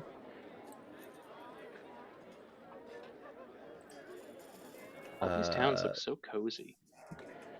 Yes, very cozy frontier town. Homes and businesses side by side along the trade route that heads north and south. But very clearly you see sort of largely over the rest of the town is a multi-level feast hall. And on top of it, it says the Gambling Golem seems to be the place to be in town for travelers such as yourselves. Well, that seems to be a good place to check. Oh, how much is stabling here? Stabling is the usual price. Anyone who wants to stable their horses would be...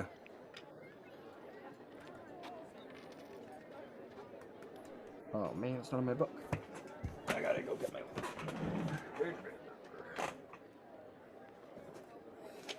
I believe it's... don't quote me, hang on. Let me just get the right answer. Oh, there we go. Yeah, there is a stable here, and stabling your horse is 5 silver a day. Okay. Sir Silas, you'll of course be expected to cover your retainer's horse. Yeah. Does stabling also include like feed, or is that a separate expense? That'll include being fed for the day. Yeah, maintenance and everything too. And I'm gonna buy more feed for the road. Okay. Yeah. You guys 25 can all copper each? purchase. Sorry. 25 copper Oh. each? Yeah. Or 5 copper each? 5 copper each for feed. That's right. Okay. 5 How copper a day. how much feed do we have right now?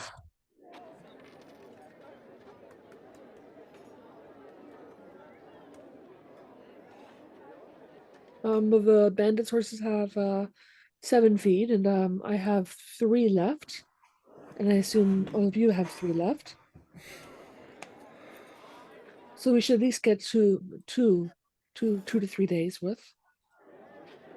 Which for 6 But- horses would be a fair amount. What if I we, have I have 9 rations left. I was just talking about feed specifically. What about getting, I don't know, a week's worth of each horse? I'm looking at So be able 3 gold. Yeah, your horses. Your horses can carry quite a decent amount of feed within their carrying capacity. Just keep in mind you need to leave enough room for them to be able to carry you. So. And what you about will my have riding? riding horses? What's this thing eat? Oh, you just get feed for that one as well. Ah, For your XP as well, yeah. my bad. I will get it right eventually. Tell you what, No, I have it's all good.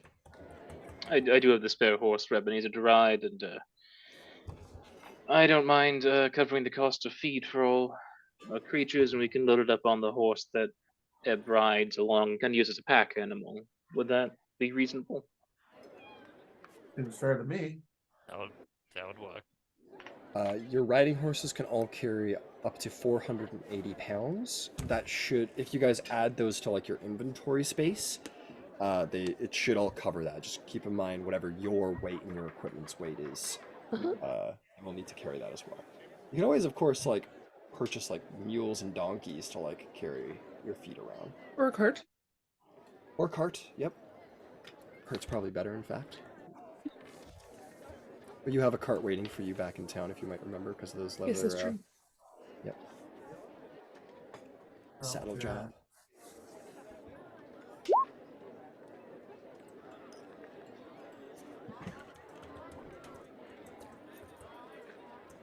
Okay.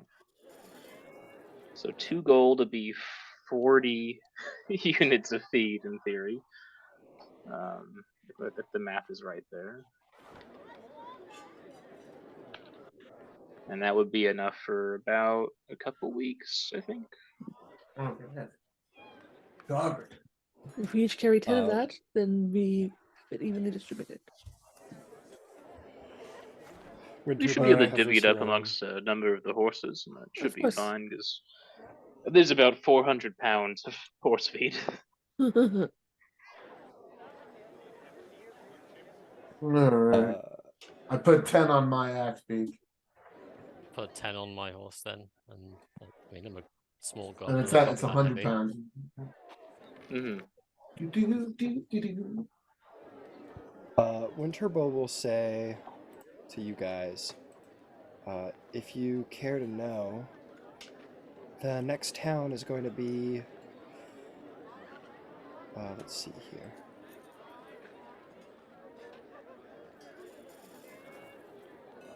Well, the next town's only 2 or 3 days away, so you know, as long as we stick to the road, we should find ourselves in a town with every 2 or 3 days. Oh, excellent. Perfect. I'm mostly worried Also cut about being across country. supplied for whenever we hunt down a bandit that may be on the run from us. Which, Ah, speaking of, do we want to hit the local watering holes, get a sense of where things are? I'm going to go get some more rations, and then I'll meet you there. Yeah, that's my plan as well. Rations. Think I'll we could stick break with- before that, by the way? yeah, I'll tell you what. why don't we head to a break, and all of you can pick up as many rations as you want. There are 5 silver each, if I'm not Okay. mistaken. And we can. I'm sure that can all be handled off board easily enough. Hmm. I'll go double check that, but I'm pretty certain. And even if I'm wrong, the price is listed in the ration item. While we're Oh, the purchasing, forage. would it be possible for Silas to offload the swords that we claimed from the bandits? Sure. What do you got? 7 scimitars. 7 scimitars. Alright, you can offload those. They'll happily take some extra arms. That's gonna be... Let's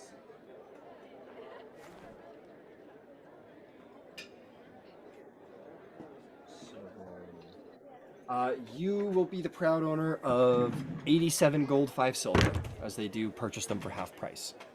Alrighty. Fantastic. Alright, go to a break. We'll be back in 5-10 minutes-ish when everyone gets back. Guess I'll leave my rations with my horse as well, so I'm not carrying it. Sweet.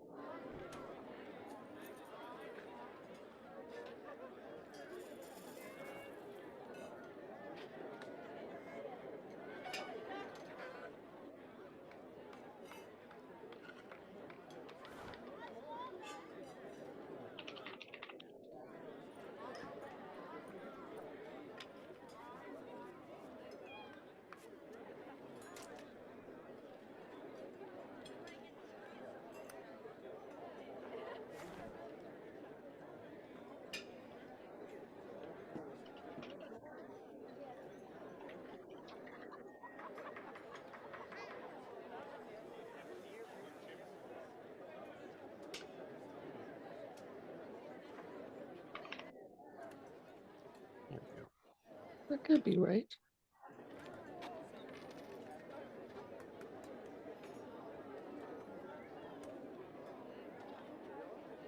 You're back.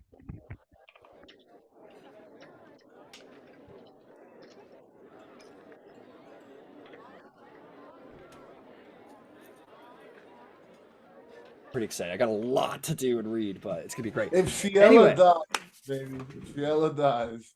If Ciela... Oh, I may have someone coming who can join us in February on Sunday night. So we'll see how that goes. All right. Yeah. Cool. Love that. All right. We find ourselves in Long Saddle. It is the late eve. You guys, before the shops close up, you are able to stop in and get yourself some rations, get yourself some feed, put your horses up in the Stable. stable. Thank you, God. Fuck. And yeah, you know, the day is late, but nonetheless, Long Saddle is yours. What would you like to do? Well, after passing out some of the money from selling off weaponry, Silas is going to take the remaining excess gold that doesn't divide evenly. So we have that 7 gold, 5 silver. Do we want to keep it in a bank? I believe you're saying. Let's keep it in like a guild fund. Yeah, sure, we can do that. For miscellaneous costs that shouldn't be paid by Yeah. one person. Alrighty. Could we give all that stuff like at the campsite or whatever at the camp to keep maybe Eb can help with some of the money stuff since that's kind of like Silas. Eb can be our treasurer, as it were. Oh, treasurer, sir. You mean to promote me? Well, I hardly see why I shouldn't. You're invaluable. I mean, you've been cooking for us already on the road, and it's clearly had an impact. So, if you're willing, of course. But I certainly will do my very best, sir, to keep your gold well and safe. Well, I do above appreciate the table, we just that way we have one pot that we just focus on. that. You have a party fun, yeah. Well, if somebody would be very kind to keep track of it for if you can give me like a handout, I'm happy to keep track of that kind of stuff. I think Jippy's on it too, Steph. Oh, excellent. You want me to? Okay, I'll open a Word file and keep track. Yeah, your retainer will hold the money for you, but me, Yeah. the DM, will ask if you'd be so very kind to actually keep track of it amongst Okay, how yourselves. much do we have in the guild bank now? 7 gold, 5 silver extra. Better watch out.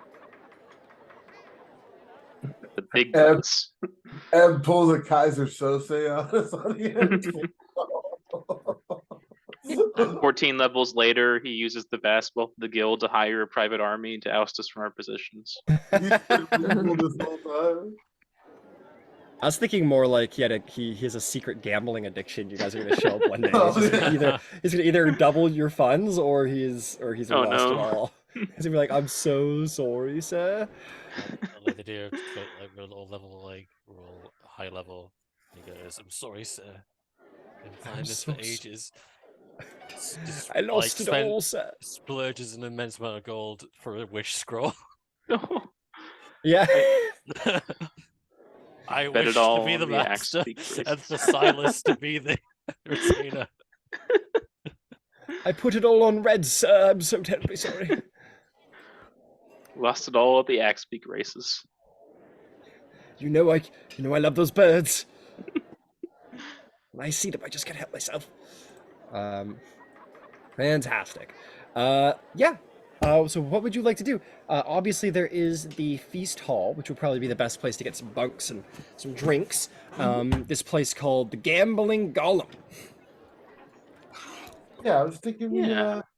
hit the local watering hole, see what the air is like, what's the talk of the town. Maybe get to know the locals some. Understood. Well, first and foremost, as you guys are making your way through town and you're making your way up to the feast hall, you guys passed a number of wanted posters, bearing a charcoal sketch of a dwarf with dark hair and a wild gaze, under which are written in the words of common. Let justice be done. The Marquian of Mirabar hereby offers 5,000 gold pieces for the capture of the brigand Warvel Forkbeard, known from Luskin to Mirabar as the Weevil. Last seen around the mines of Mirabar, the Weevil is wanted for theft and murder. He is armed and dangerous. Deliver him to the Axe of Mirabar to receive payment. I will post that all on the Facebook. No, can you put it in the not Discord? Oh, Roll right. 20? You're all a bunch of Discord people. I'll put it in the Discord chat. Okay. Or you know what? I'll put it in the Gotta promote the server. I'll put in the server. Okay. I believe everyone should be in there. I'll double check that in a second. I'm gonna put it in the. Sorry, everything's exploding. And I'll pin it.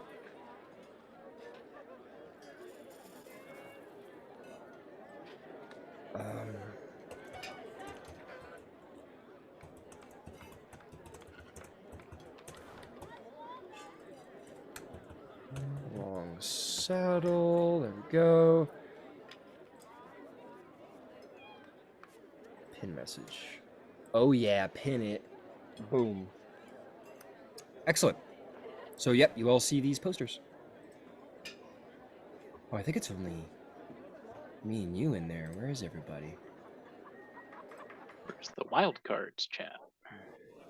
I'm getting you guys all in there right now. Rocco's what you're in. There, you're all in there now. Okay.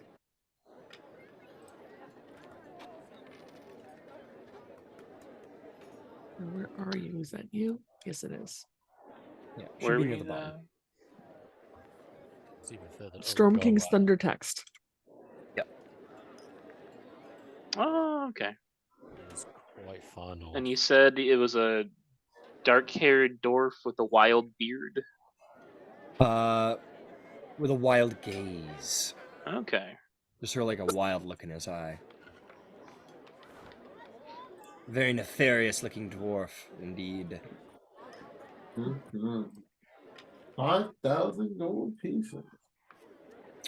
Not a bad sum of money. You hear? Yeah, not bad at all. That's a new shield. Oh, You're right. It is a new It's shield another set plus of plate armor. Is what that is. we could be You gotta have like, matching. That's oh money yeah, to pay off all the debts I'm not going to pay off. yeah. That's a lot of meals. Yeah. Hmm. Let's see how much credit card debt Durain can rack up at the end of campaign. Nasty looking little fella. Oh, is that a little insulting? I don't mean that. That feels offensive. I'm sorry, Rocco. No, But you're only calling it like you see. He you know, looks yeah, nasty. he does. Look, he's got a crazy look in his eye. I just But oh. that could be honest interpretation. yes. Well, who knows? Maybe they just caught him on a really bad day. That's true. I shouldn't judge. Yeah, well, ooh, what's this say here? Well, actually, I can judge because theft, murder, armed and dangerous. My judging is fair. Is fair. Now there's a lot of posters here. I I have heard imagine. that when you do bad deeds, it starts to show in your face. There Yeah, are 5,000 Yeah. reasons to judge him poorly. yeah. It's, oh, well,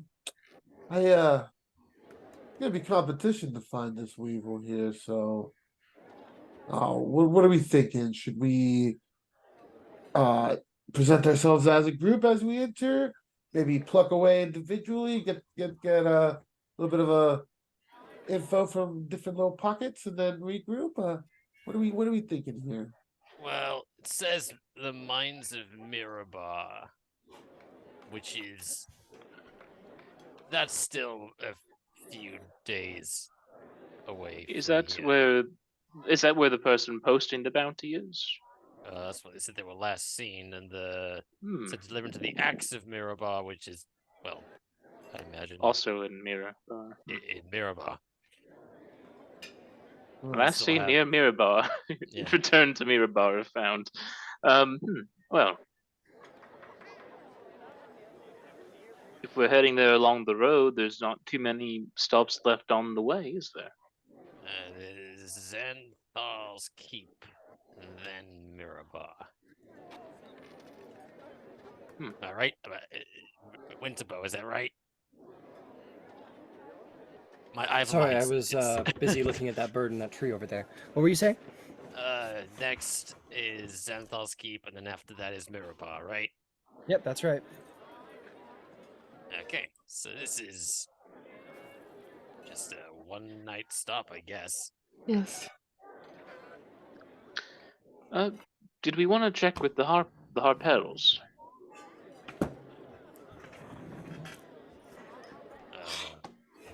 Oh, I- hey, Yeah, I've been told that wizards tend to know things. Maybe they know something about the weevil. Maybe they know something about the giants. Are we gonna be able to access their audience that easily? I think I may be able to. There are some perks of being of station. I'll follow your lead with that, my friend. Point us in whatever way. In fact, yeah, that you might be better to open up conversation for us, as it were. Be happy to assist. Are we all okay with that? Vienna, Rockwell? I'm okay with that. Yeah, sure. All right, you all want to make your way over to the Harpel's residence? Asking around, you are able to learn that they make their quarters in a place known as the Ivy Mansion, which is only slightly outside of town. And you guys can start heading that way. Winterbow says, "Well, I'm going to go to the feast hall and grab a drink. You guys go have fun with your wizards." Of course, we'll be joining you before the night's over, I'm sure. All right. And she takes off. You guys come upon this wondrous mansion just outside of Long Saddle.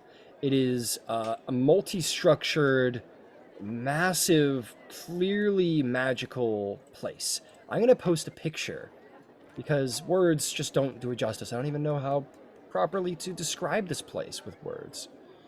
So I will simply let the pictures do the talking.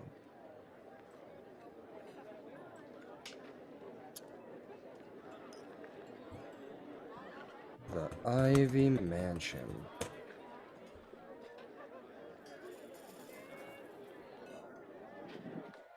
Kind of looks like Disney World. Yeah, a little bit, don't it? Yeah, Disney got in a lot of trouble for having this in the background of Little Mermaid. It reminded me of Toon World from Yeah, yeah. I can see that. Yeah. Okay. Yeah. I've only met two wizards in my life, and truth be told, they just had long robes and were old, so I just assumed. I I'll keep that in mind for whenever I'm older myself. I'll just pass myself off as a wizard whenever my sword arm gets too weak. I'm sure you'd look lovely in the robes. Do they all wear Oh, robes? I I'm should sure. stop saying robes.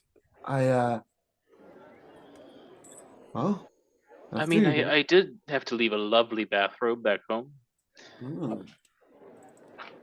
I could totally see Silas rocking a good bathroom.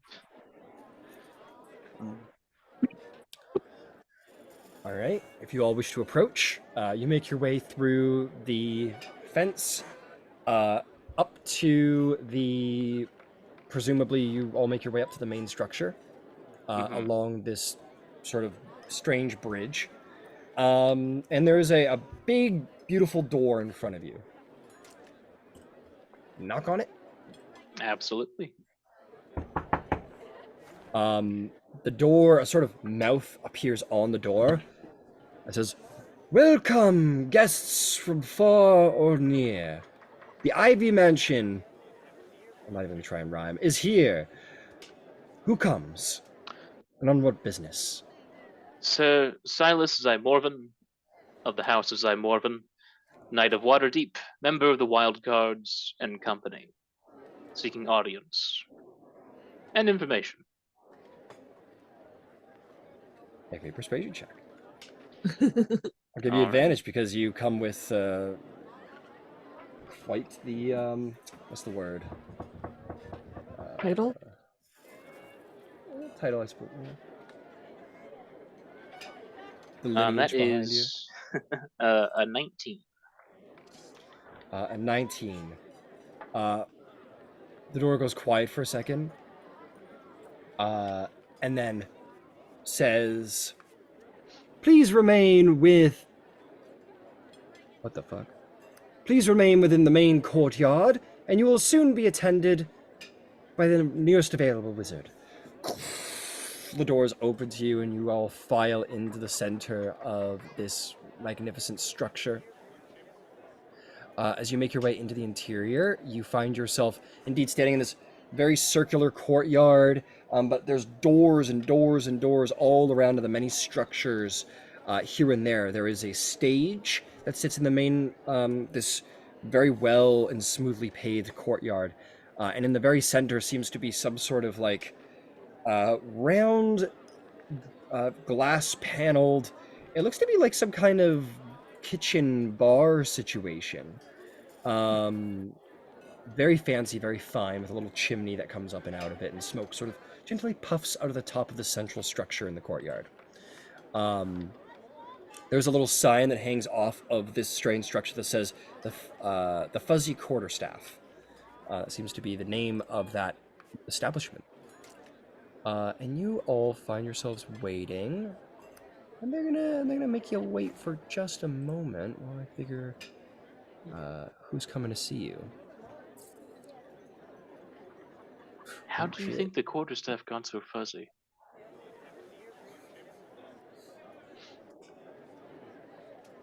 There's like a wrapping, a mold. Thought it was a more of an aura sort of buzz, but it is a quite literal, huh? I'd assume so. You see this woman appear into the courtyard. She is middle-aged, but quite pretty. She is clearly a spellcaster by her garb and her robe of wizarding skill, with a small wand at her hip. She walks up to you all and says, "Good afternoon. I am Penelope Harpel. How might I be of assistance, Sir Silas? You come calling?" Ah, yes, it's a pleasure to make your acquaintance. These are my traveling companions. I'm something of an understudy, but we heard on the way up, well, two things. We heard tell of a hill giant down in the Star Metal Hills. I was wondering if you'd heard anything yourselves about it. And secondly, we are on the trail of a dwarven gentleman by the name of the Weevil. Um, Hmm. have you heard anything? Worked any magics regarding it? I'm not sure how exactly wizards tend to come by the knowing of things, but your wisdom will be much appreciated. You're very kind to say so. There is, unfortunately, we do not have any information regarding the Weevil. If we did, I could assure you that bounty would no longer be posted, as we do Understandable. not encourage such diabolical behavior. That notwithstanding, you can be assured that Longsaddle is well defended. The Harpel family has done the courtesy of the town to post many magical wards to perform early alert systems if some sort of danger might befall the town. So we would have that information if the Weevil was here, but I do not believe he is. Well, that is a relief to hear then. Our plan was to travel up north, is that correct? To continue the hunt for him. So I'm glad that he's not here troubling your fair town. We are glad as well. We would not want such ilk in our sleepy little town. I think you asked me another question. I admit I got a little hung up on the Weevil. Alright, we heard coming in that there was a hill giant about in the Star Meadow Hills. Has it been sighted closer to Longsaddle at all? Oh, there has been many tell of giants in and around. Quite disconcerting. Um, many reports of giants, in fact. If you've seen a hill giant, I wouldn't be surprised at all. Something has stirred them, and I do not know what has come over them. They've come down from their hills and their mountains and their deserts, and they're causing havoc. We fought a fire giant in Tribor. I see. Well, congratulations on your survival. Those are considered to be some of the mightiest giants. Thank you. Yeah, the giant didn't survive though. Well, she's suddenly like taking a. She kind of sees Rockguzzle for the first just kind of regarding Sir Sass and sees Rockguzzle for the first time, kind of like. Well, excellent, and then like loses her train of thought entirely, and then comes back into it. And goes, "It's well done, well done. I'm glad to hear of it." Yeah. Outside of the Weevil, is there anything? We're the wild cards. We perhaps should have introduced ourselves. And if there's anything we could do to help the town, is there anything you find yourself in need? I imagine slaying whatever giants you come upon would be a good start. We've heard rumor that the Lord's Alliance is offering bounties for slaying giants, but I can neither confirm nor deny these rumors. But the slaying of any giants would surely protect the towns of the Savage Frontier if you wish to provide such aid.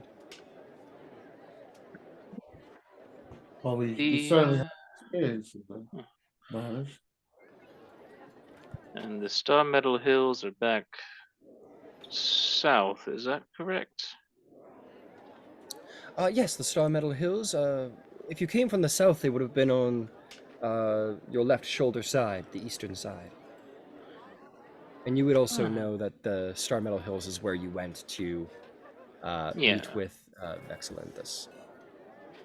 Okay. And that is where the giant was also sighted, roughly. Yes, that is where it was sighted. defenses. Mm. But worry not for Long Saddle. As I said, we are well magically defended, and there's no shortage of wizards within this abode that will be more than capable of taking care of any smaller threats. There's been many a bandit band who has underestimated Long Saddle's capability to defend itself. I don't doubt that at all. And Silas will glance back to the rest of the party. Do we want to do anything about that giant on the way, or should we, leave it as is, however it may be? Well,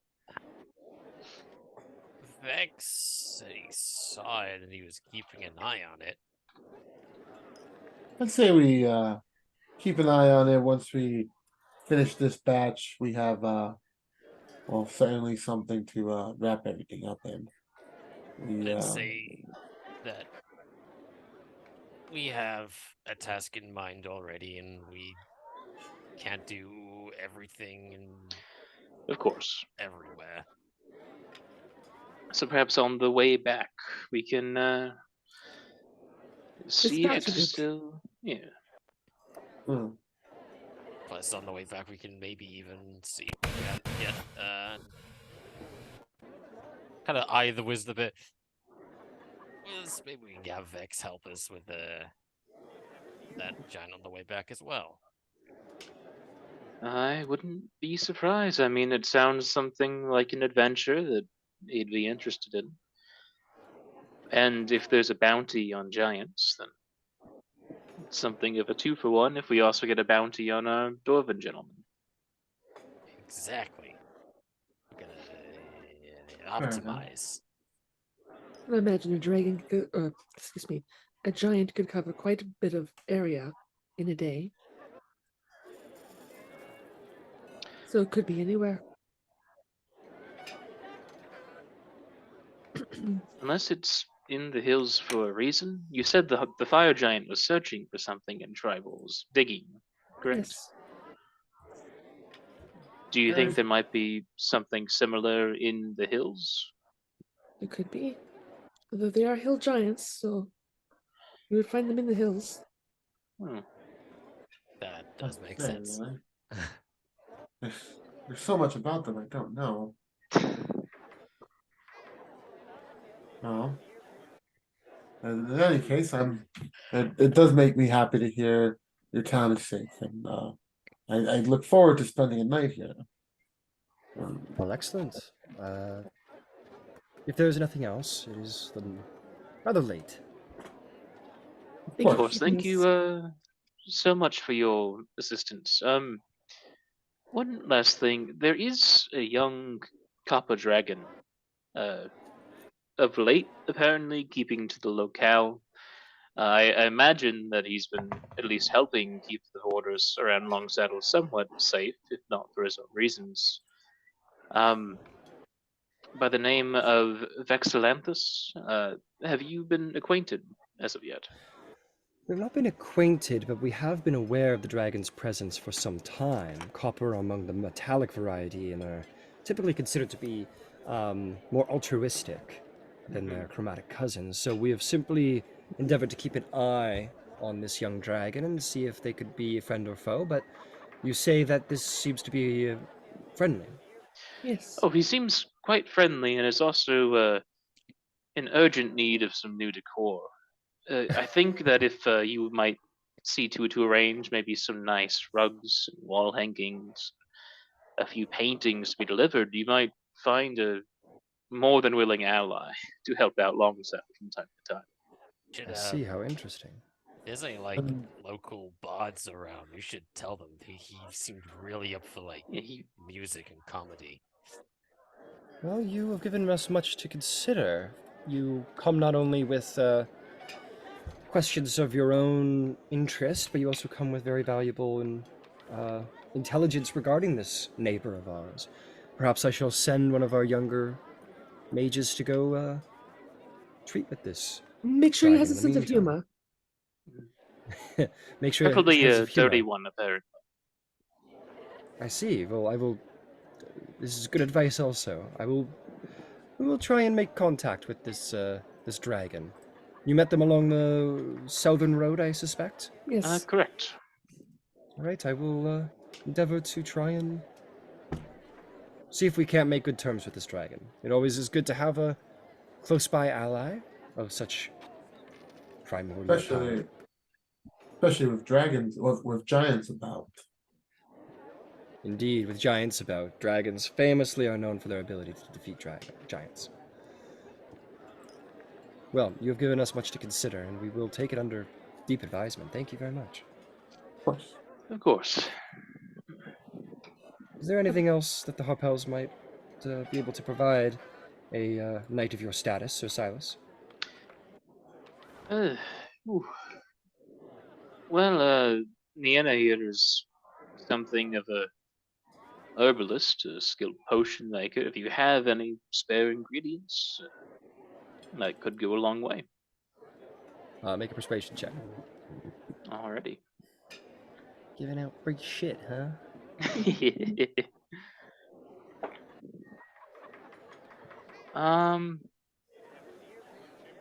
Yeah, I'll add a maneuver die to that because that's a baseline of 3. Share your supplies, bitch. Yeah, so that'll be a 13 in total. 13 in total. I imagine like it goes full JoJo whenever you use that. Excessive shading on every corner.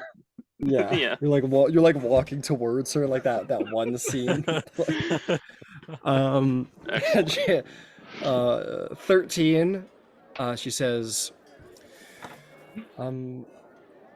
at this late hour, I don't know if we have any extra supplies to provide, but I will say we have extensive alchemical facilities. You say you are a herbalist.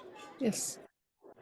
Well, I would say that if you are of the retinue of Sir Silas here, and you're only here for the day, if you would wish, you may come and explore our alchemy labs if you wish, perhaps this In the evening morning. or tomorrow.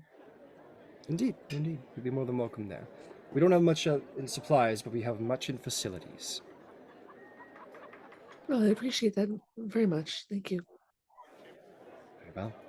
Well, all of you have an excellent night, and I'm sure As you'll well. find no shortage of hospitality in town. Good night. Good evening. And the lady of the house returns back to wherever she was, and you guys can exit the Ivy Mansion in peace. Doing wizard stuff. I'm sure they all have insomnia. Well, things seem rather good here. Well, Why don't we go get you your drink, Doreen? let's go get some pints. Yes, it's a cue party montage. I'm just gonna stop by the other place, and I walk towards the gamblers something with it. Yeah, the gambling golem, which is the major feast hall in town. Yeah, that's where I want to go. I want to go where everybody's at. Not like Yeah, that sounds enjoyable. Is that what we're thinking? Absolutely. I gotta just cue the correct music here. Rock Guzzle, you have to play this marble game, right? We're gonna win a couple hands. We're the wild cards after all. 2 things. I do want to play the game, Two but hands. I'm a carny. I know things about the I'm a carny. Yeah. So I'll find us a mark. And that's So let's find every a game is a scam. No. Let's never have any nice marks. They have to be a mean mark, or Well, I a just need grouchy mark.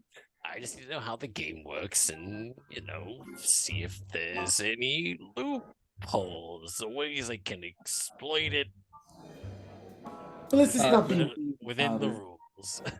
Oof, you throw open the doors to the gambling golem, and per its namesake, you look inside to see not only a feast hall, but a great place for gambling. There's people playing cards. There's people playing this strange marble game that you've heard so much about. There are people who are there's no slot machines because that's electricity. But It is a great gambling feast hall where people are hey woo, like spending money, happily spending their hard-earned coin and trying to make their fortune. I feel like you just You've need made it to your some first service casino. slot machine. Oh, do they play Three Dragon Ante here? You do. You see them playing, doing a little Three Dragon Ante off in a couple of tables off to the left. I think I have a game set too, do I? No, I don't. Hmm. Rotguzzle, do you play cards? Do I play card? Is any other question? Well, Do I play cards? I've seen you attack things with cards. I haven't actually played a game with you yet. Between shows and there's no more than a couple of magicians at the carnival. So yeah, I've played rounds of cards many a time. Do you prefer it over dice or other games, or what's your specialty?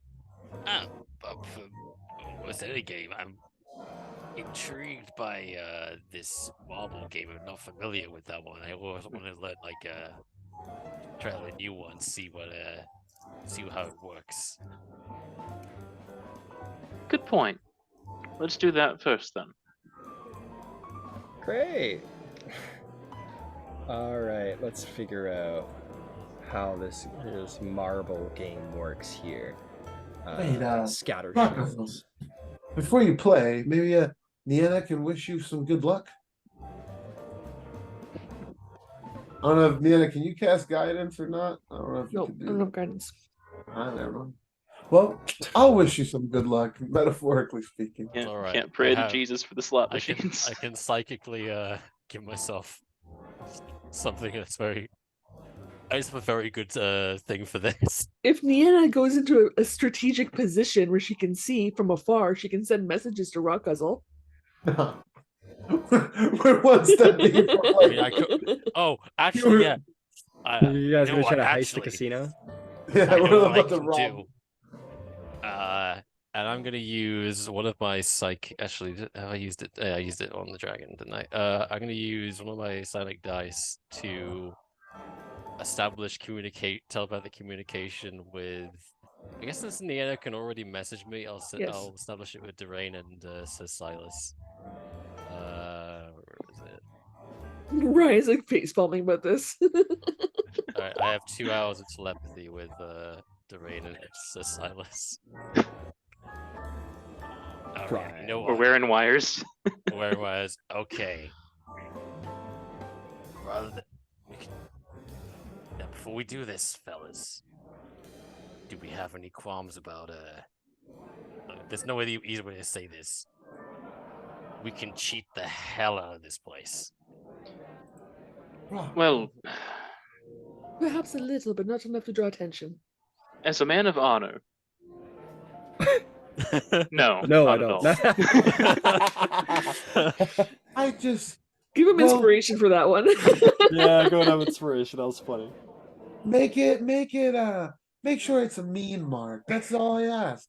You know, because I believe, the good should never be ripped off. But the Drain, bad, how good are people who spend a lot of time in casinos? oh, I don't judge Niana. Everyone has their vices. Well, So okay. Kind of like look around the casino to kind of see, look at the people playing cards. Anyone being like a bit of a dick. Yeah, sure. There's well, it's a long saddle. Like this place is like, it's like a little frontier village. Okay, yeah. There's you see that there's like one table where there's a couple of high rollers you think who are just sort of like making their way through town on the way to somewhere else. They're like these dwarven high rollers who are like ah, and they're like sort of having a drink and they seem to be doing really well for themselves. You don't think anyone here is like, yeah, they're kind of being like a little over the Obnoxious? top. They're a little deep they're a little not exactly obnoxious, a little deep in their cups. I wouldn't say they're like villains, but they're being a bit obnoxious. Kind of like mind speak to Silas and Derain. How about those dwarves. They're loud, I guess.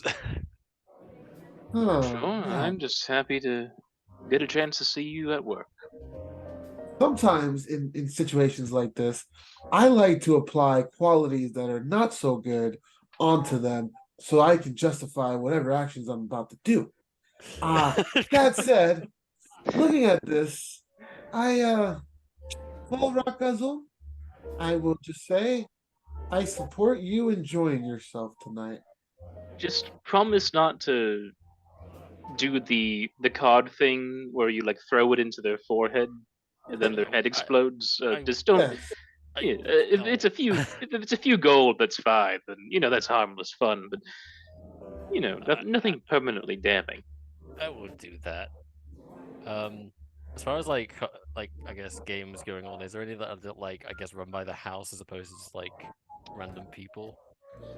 Yeah, there's a couple, like there's card games, right? Like there's like blackjack where like you play Yeah. against the house, and I admit I'm not like a great gambler of any measure, so I don't. But yes, the answer is absolutely yes. Where there's definitely games played against the house, and there's games played against like just other people. Like you see like essentially like the medieval equivalent of like Texas Hold'em, where it's like player versus player. But yeah, there's no shortage of house games. I guess I'll do the D&D equivalent of the Texas Hold'em. I feel like having at least some psychic advantage there is probably gonna benefit me a lot. All right, so if you guys want to go in here, you might do a little gambling tonight. I'm gonna let you guys pick what the sort of style here is. Are you guys gambling, or are you guys committing crime? Are you guys like heisting the house, like you're doing like a 21 like count your cards situation, We're not or gonna. are you guys like going and We're gambling? not. We don't want to knock over the casino. Here's my Yeah, just that's what I'm want a asking. little Are you extra knocking over the pocket change. casino? We just want a little Yeah. extra pocket change with I'm not with planning ease. to like rinse someone dry, but I am planning to have someone, let's say, stand behind a few people and have them telepathically tell me what their cards are. So you guys want to gamble, but you want to succeed every check, is what you're saying. Okay, we can work with this. I can work with this. I do think Somewhere in the Silas middle. might, once Rock Guzzle really gets going, like split off to kind of join one of the other card tables and just have like an honest game to feel a little better about what they're doing, but still Fair be enough. listening with complete fascination on the telepathic line. Fair enough. So here is what we will do. Everyone's going in there to do a little gambling.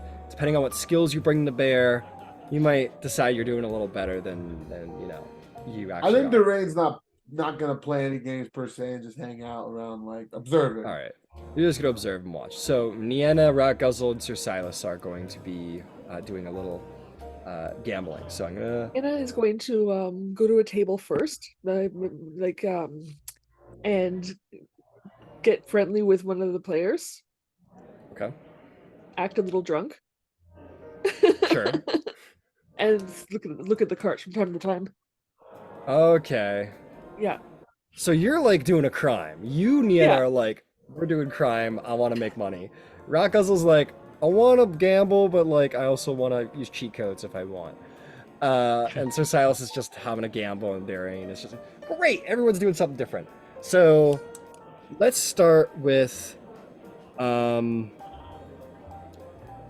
we're gonna start with you, Nienna. No, I'm helping Um, Rotguzzle. Like he's playing cards against other people, and I go to one of the other people, and I'm like the girl hanging off the arm. Got it. Yeah. Got it. So here's how we're gonna treat this then.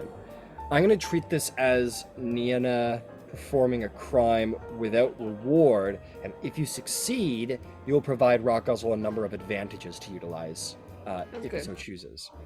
Okay, so we'll start with you. I'm gonna be raising the sort of usual DC because you're trying to do this in one night as opposed to having a whole week to prepare. Mhm. Okay, so let's see. The first thing I gotta ask is and this will help determine DC. Rockguzzle, how much money are you gambling? You could do anywhere between 10 gold or 1,000 gold to gamble tonight. How much money are we putting down? Okay, I'm gonna use a random number generator for this. Sure. We'll do 48 gold. 48 gold. Okay, excellent. So, let's get to it. Nienna, I need a number of checks from you, my friend. Okay. The first of which I'm going to say is a stealth check. Go ahead and roll me a stealth check to start.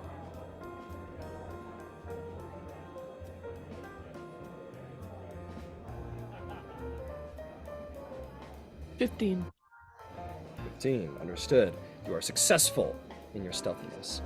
The next I'll have is a deception check. I didn't do mine properly.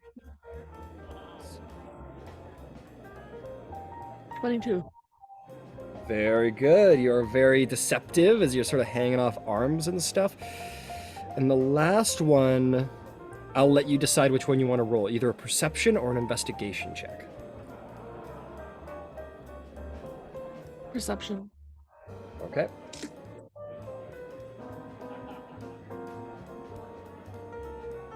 $16. 16. Nienna is fully capable of sort of going around and looking like this sort of like half drunk, just sort of like interested in the gambling, sort of like playing this sort of flutesy character, but is secretly and very secretly keeping an eye on the cards. And Rockguzzle, what this is going to provide you is you're going to go ahead and do a number of gambling checks, and at any given time, before or after the roll, you may decide to re-roll Okay. on any of them because you're getting all the information you need. So Nice. you bet 48 gold. I need from you 3 checks. The first of which is an insight check.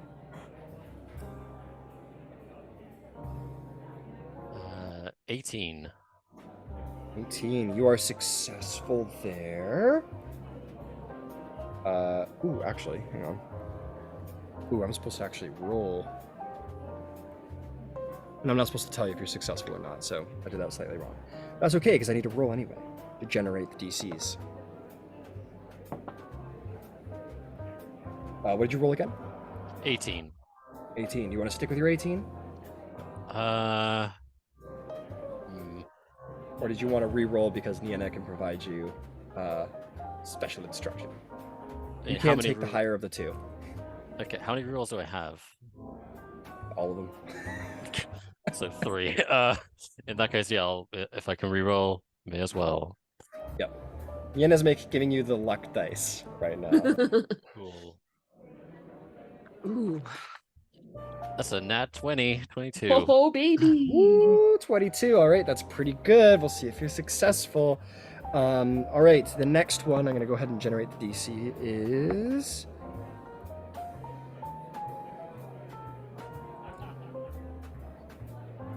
Okay, go ahead and roll me a deception check.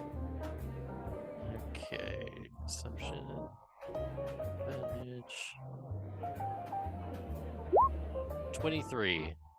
23. Would you like to hold with your 23? I mean, that's the highest of the 2, so I'll hold it. All right, fantastic. And the last thing I need you to roll is an intimidation check. Intimidation. Okay, that's slightly out of my scope. Oh, could you give him a scary look? Yeah. Well, the idea is to and like make them worried yeah. that their cards aren't good enough, you know. That's a 22. 22. You want to stick with your 22? Yeah, I'll stick with it. Gaining only a little help from Nienna in the first, just sort of like get your pace. You go to gambling, and my friend, your money's pouring down your body. You're like everything you gamble, you make back with a little bit of assistance from Nienna here and there. You beat all your DCs. You gambled 48. You will make 48. Nice. Very nice. Now, Sir Silas, the Honorable. It is your turn. As you are being honorable about this, you unfortunately will not have any rerolls to speak of, but you may indeed go ahead and begin making your rolls. So the first of which is an insight check. Okay. Does having proficiency with 3 Dragon Ante assist me in this? Yes, that will provide you one reroll. Okay. So So if you ever insight. don't dislike a roll that you made, you can just get a Yeah. free reroll because you're good at that. You're able to do it. That's going to be a 15. 15 on the insight. Mhm.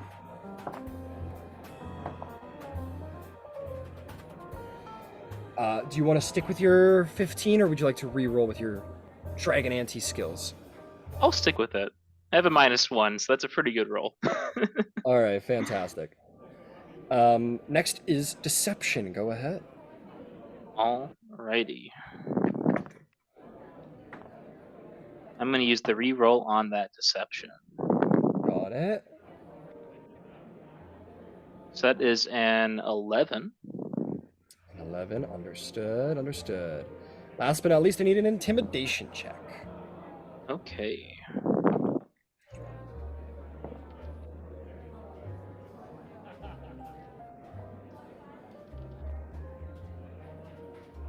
That is a 12. A 12, I see. Sir Silas, my friend, you are very honorable, but it did not pay off this day. You... Oh, fuck, I never asked you how much money you wanted to bet. It was like 10 gold. Don't worry about it. Okay.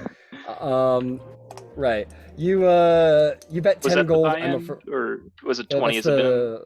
25 10 was the minimum was it? buy-in. Oh, 10 was? Okay. Okay. Unfortunately, you do lose all your money. It seems that you have many great qualities, sir, but unfortunately, at least just today, gambling is not amongst them, and you do lose your money. And your manservant goes, "Oh, unfortunate, sir."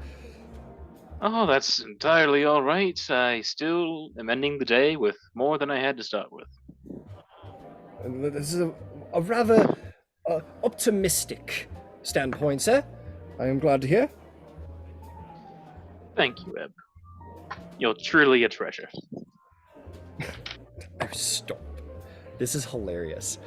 So whenever you guys do something like this, I roll a complication, or roll to see if you have a complication. There's a 10% chance. So I roll a d10 and see if I roll a 1. I rolled a 1 for both of you. So you both get a complication to your gambling tonight. All right. I should roll one for you too for your crime, Niana. You get away just fine. But Rock Guzzle and Sir Silas, roll me a d6, please. Excellent. That is a 4. That is a 6. Okay. Bracing myself. The goal is cursed. They hunt you down afterwards and kill you. Reroll, Sir Silas. Yours doesn't really make sense because you didn't make any money. 1. 1. Sure. Oh, It's so man. stupid. You are gambling, Sir Silas, and you're just like not winning any money, and you get like one little win in there just around the end. You're like, oh, like yeah, you're gonna make back just like a gold piece, like not even enough to break even, not even close. And this one guy goes, "You're cheating! I know you're cheating. You're doing You're doing far too good. I know you were cheating for sure. There's no way you could have won that. You've been losing all night. Now you're suddenly winning. You're cheating for sure." My good fellow, I'm still down 9 gold. Well, that's one more gold than what you should be at. How's that? I That's should have taken that certainly- gold from you. That's certainly how numbers work, friend. But I assure you I am not cheating. He goes, "Oh, if that's so, well then I'll ask you to just step outside and prove it. I'm gonna beat you at pot pie, I am." Right, so I just want to be sure that we're doing this. So, your accusation is that I am cheating, and that you wish to step outside with me, and you hope to prove that I am cheating by beating me up in an alley. Is that correct? Yeah, not in an alley where everyone can see it right at the front doors. 'Cause Well, I'm a certainly. good sort of person around town. I wouldn't just do it in the middle of the casino. Well, as a knight, I am honor bound to accept your challenge, sir. Oh, does that Yeah, and if I beat you, I'll also get all your titles and stuff. That's how it works, right? All right, let's go. So I'm gonna kick your ass. Go ahead and roll initiative. Sure. It is a fist fight. He like rolls up his sleeves. Oh, that fell right off the desk. Let me hear that. That is an 11 on my initiative. He rolls lower than you. Go ahead and take your turn. Does this guy look like he can take a punch? You'll find out. Okay. Yeah, he looks like he can take a punch. He looks strong too. Like he's got big ass forearms, like Popeye forearms. And he's not going for a weapon or anything. He's just putting his dukes No, up. he's putting his Okay. dukes up, man. He's ready. Yeah. Silas will just like step out and then just turn Before around. Before he steps out, Oh yeah. Nienna is casting Twilight Sanctuary for him. All right. How much temp HP do I get?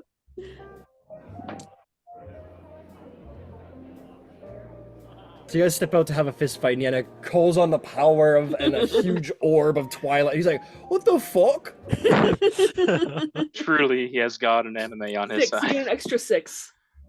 All right. He'll like linger in the sphere of magical twilight and make a big He show goes, like "That's taking off his hat. bullshit. That's fucking bullshit. You have the power of God and anime on your side. It's not fair." Tell you what, I'll give you the first shot. Boy. And he's gonna come at you. He punches you to his credit pretty solidly. You're gonna take 5 points of bludgeoning damage as he fucking just rings you right in the jaw.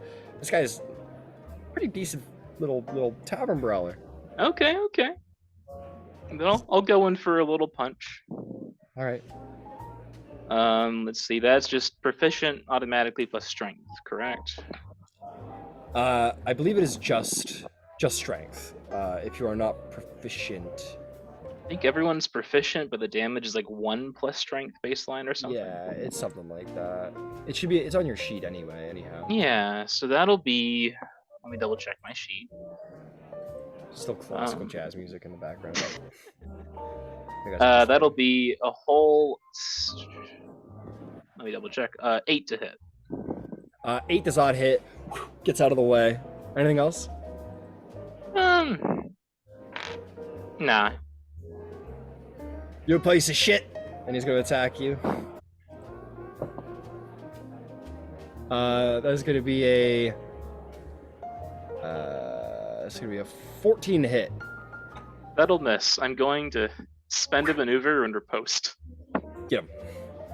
With my knuckle. My knuckle. Yeah, you'll add your superiority damage. It's a natural 20. Oh fuck. Get it. Good. So I add the riposte damage die, and that's a crit still. Yep. And the crit has maximize and then plus the base die, right? That's right. So 8 plus the base die plus the strength modifier. And that's a 6. So that's 14, 15, 18 points of bludgeoning damage. This guy just, you give him a free shot and he bam hits you across the jaw and you're like, oh, fucking good shot. And then you miss him. He comes in for a jab like swings wide, and you just like come under the arm and just uppercut him as his arm's across your face. You just uppercut him and you bam, and he just goes flying through the air and lands in the mud unconscious. One hit fucking destroyed him. His face was moving into your fist as you punched him, and that's where the superiority. Nienna's gonna go heal him. Guy's fully fucking messed up in the mud. I'll use a 2nd level cure wounds on him. He stands up. He's missing teeth.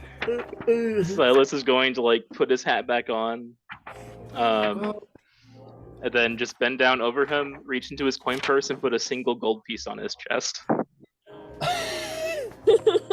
She heals the guy for 12 hit points, by the way.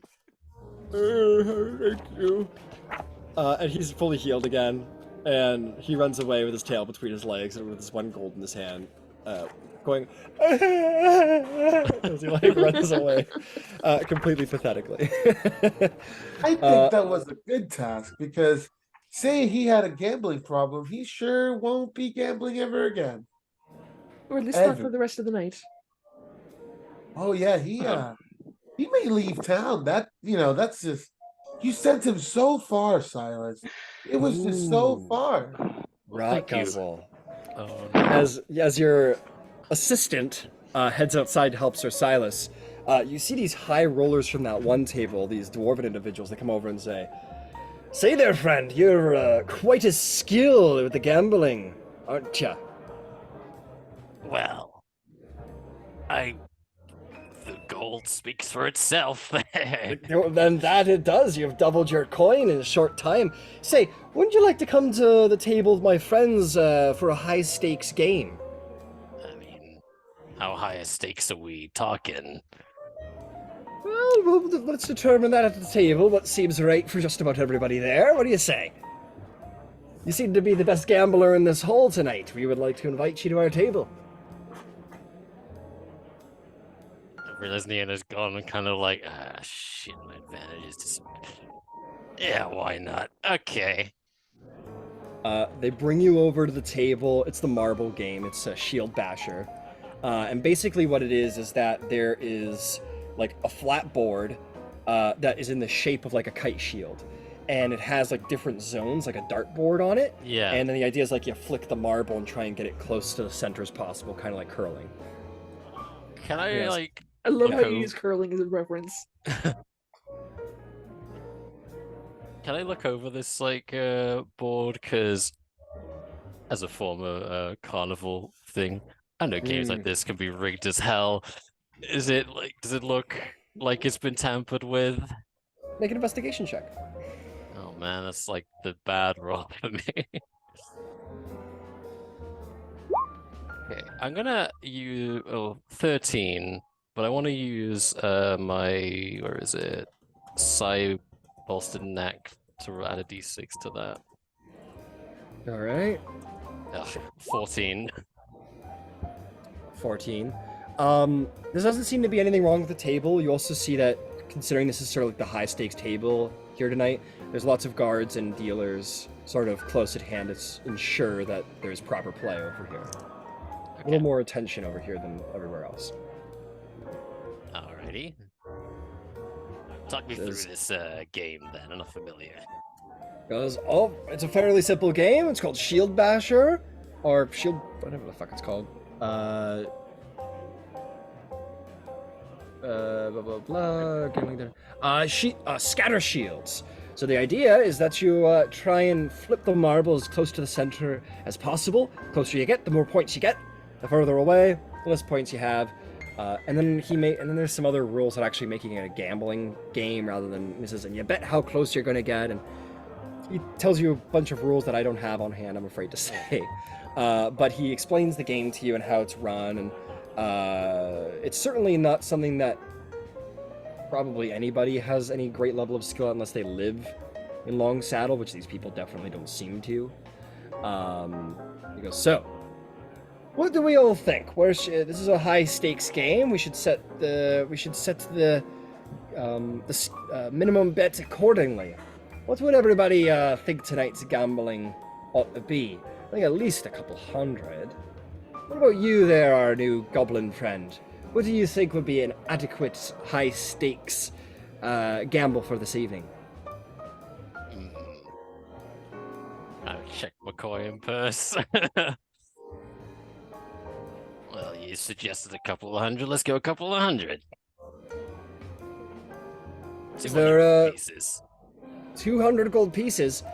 You go, my friend, why don't we make it 300? I like 300 a little better. And he looks back at you, Rock, and says, does 300 suit you, sir? You shit.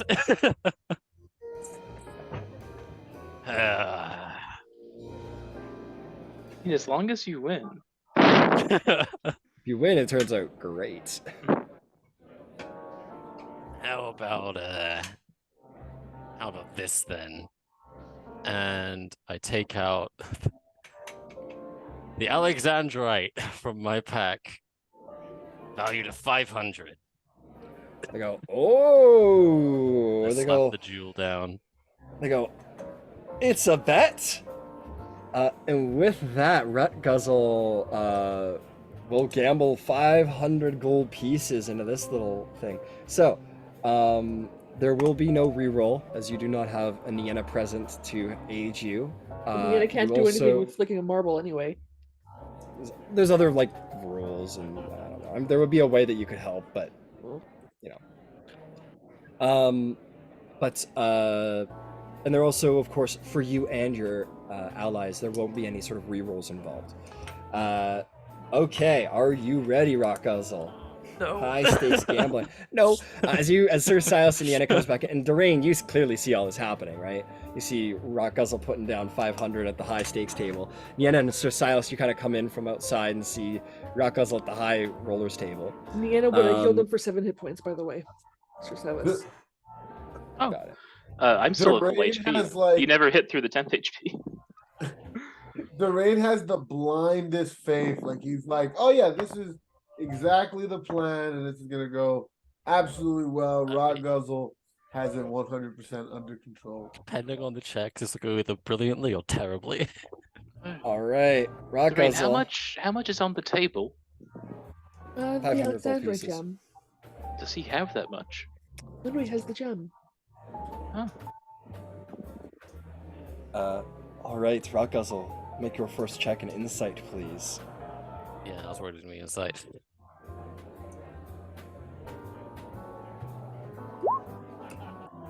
Oh, What'd you get? 9. Oh, Can I give my inspiration to Rockguzzle? you certainly can. I'm gonna do that. All right, Rockguzzle, give it another one. 21. Thank you very much, 20. Silas. My pleasure. 21. You're like looking at your opponents. You kind of see past them. You see Sir Silas, who goes, "You can do it." And tip of the hat, you know what to do. and you feel pretty confident. You bring forth the insight. Next roll, my friend, and I'm going to generate the DC first. Oh my god. Okay, 5. All right. I need from you, my friend, a deception check. 15. 15. Okay. Hopefully it'll be enough. And last but not least, I need from you an intimidation check. I'm gonna use my last psionic dice to add a d6 to that. All right. 15 total. 15 total. Okay. The party gathers around the table. Other people gather around the table. It is of interest to see a goblin. A goblin is as interesting as you, Rockguzzle, in a casino, let alone at the high stakes table with these sort of well-to-do. You don't know what their deal is. Maybe they're merchants, maybe they're nobles, but either way, deep pockets. And as they are gambling, you guys can't believe your eyes. Rockguzzle's just hitting those marbles right where they're supposed to. He's making the right gambles, putting the money on the right spot, and slowly but surely over the course of the night until deep into the night, Rockguzzle cleans out most of the other dwarves and makes back his money. You are fully successful tonight, and you make 500 gold pieces. Let's Yes. go! That's all credit to Silas. Are you gonna keep the gold or are you gonna put it in the guild bank? Well, I'll discuss it when we get out of the Yep. total. I don't know if we sw- I The think dwarves I'll are all cash. frustrated by the end. They're all like, can't believe they're losing their money. They thought they had an easy mark in you, but clearly they didn't. And you, my friend, make quite a deal of money, but they shake your hand otherwise, and are good spirited about everything. And say, you play a magnificent game. You simply weren't up to your skills. The luck was on your side today. Timora blessed you, it seems. Well, it was a lot of fun. We'll have to share that game with some of my friends back at the carnival. They'll love this one. You see, like, his eye, like, twitches when you mention the carnival. He's like, I lost all this money to a goblin carny. And he goes, well, Have a good night there, Mr. Rockguzzle. All right, gents. I think it's time to turn in before we lose any more money. Good night. Oh. And remember, if you need any help, you can ask the Wildcards. Oh, very, very funny. And they all very quickly, but not too quickly, leave the gambling den. And you guys can all find yourselves some rooms for the evening and grab yourselves some long rest after a very profitable evening. That was magnificently played, Rotguzzle. Well, you know, it's all in the it's all in the fingers. You know, you gotta be nimble. You can get the marbles land exactly where you want with the right technique. Well, I'll have to try and keep that in mind if I ever play marbles myself. I'm just surprised they took that so well. That was I'm gonna be honest. I didn't actually intend to bet that much, but because I didn't have 300 gold pieces on me, Just had to up it further with the gem. I just had the gems, so I didn't want to lose face. I admire the moxie and giant brass balls of that move. I love spending money. You know, it always feels very good. So, doesn't it feel good, Rockguzzle? Don't you feel so free?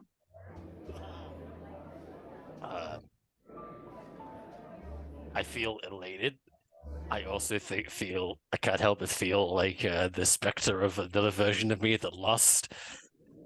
I don't know if I don't know if I can take that kind of pressure again.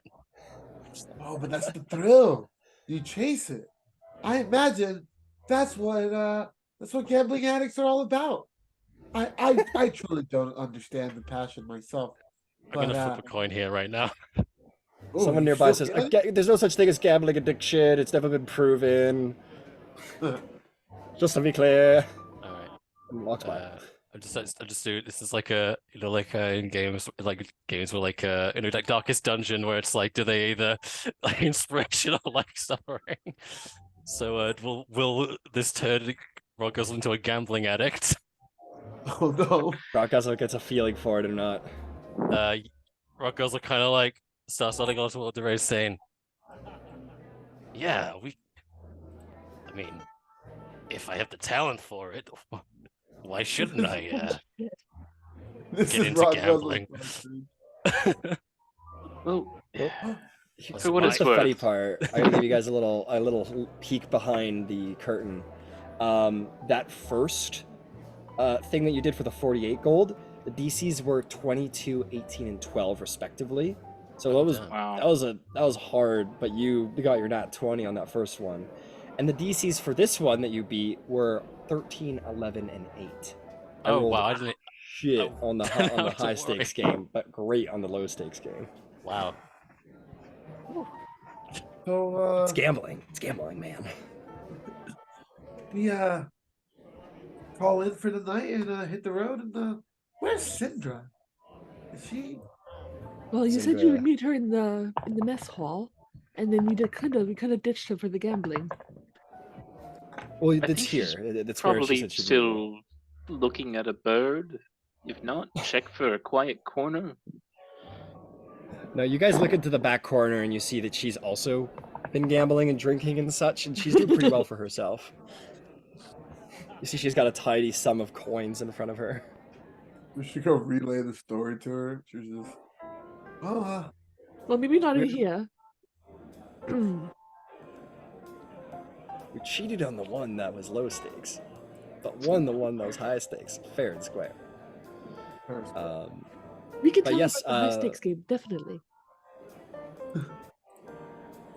You guys can all get yourselves somewhere to sleep in here if you want. I've not added that to my flaws in my sheet. After being too successful at gambling, I developed a taste for it. Nice. There she goes. Alright, let's see. Yeah, this place is comfortable. We're gonna call it 8 silver pieces each to get a room for the night here at the feast hall.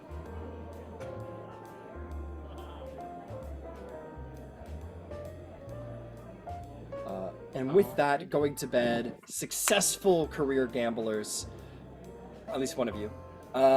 You guys can all get a safe and comfortable in a nice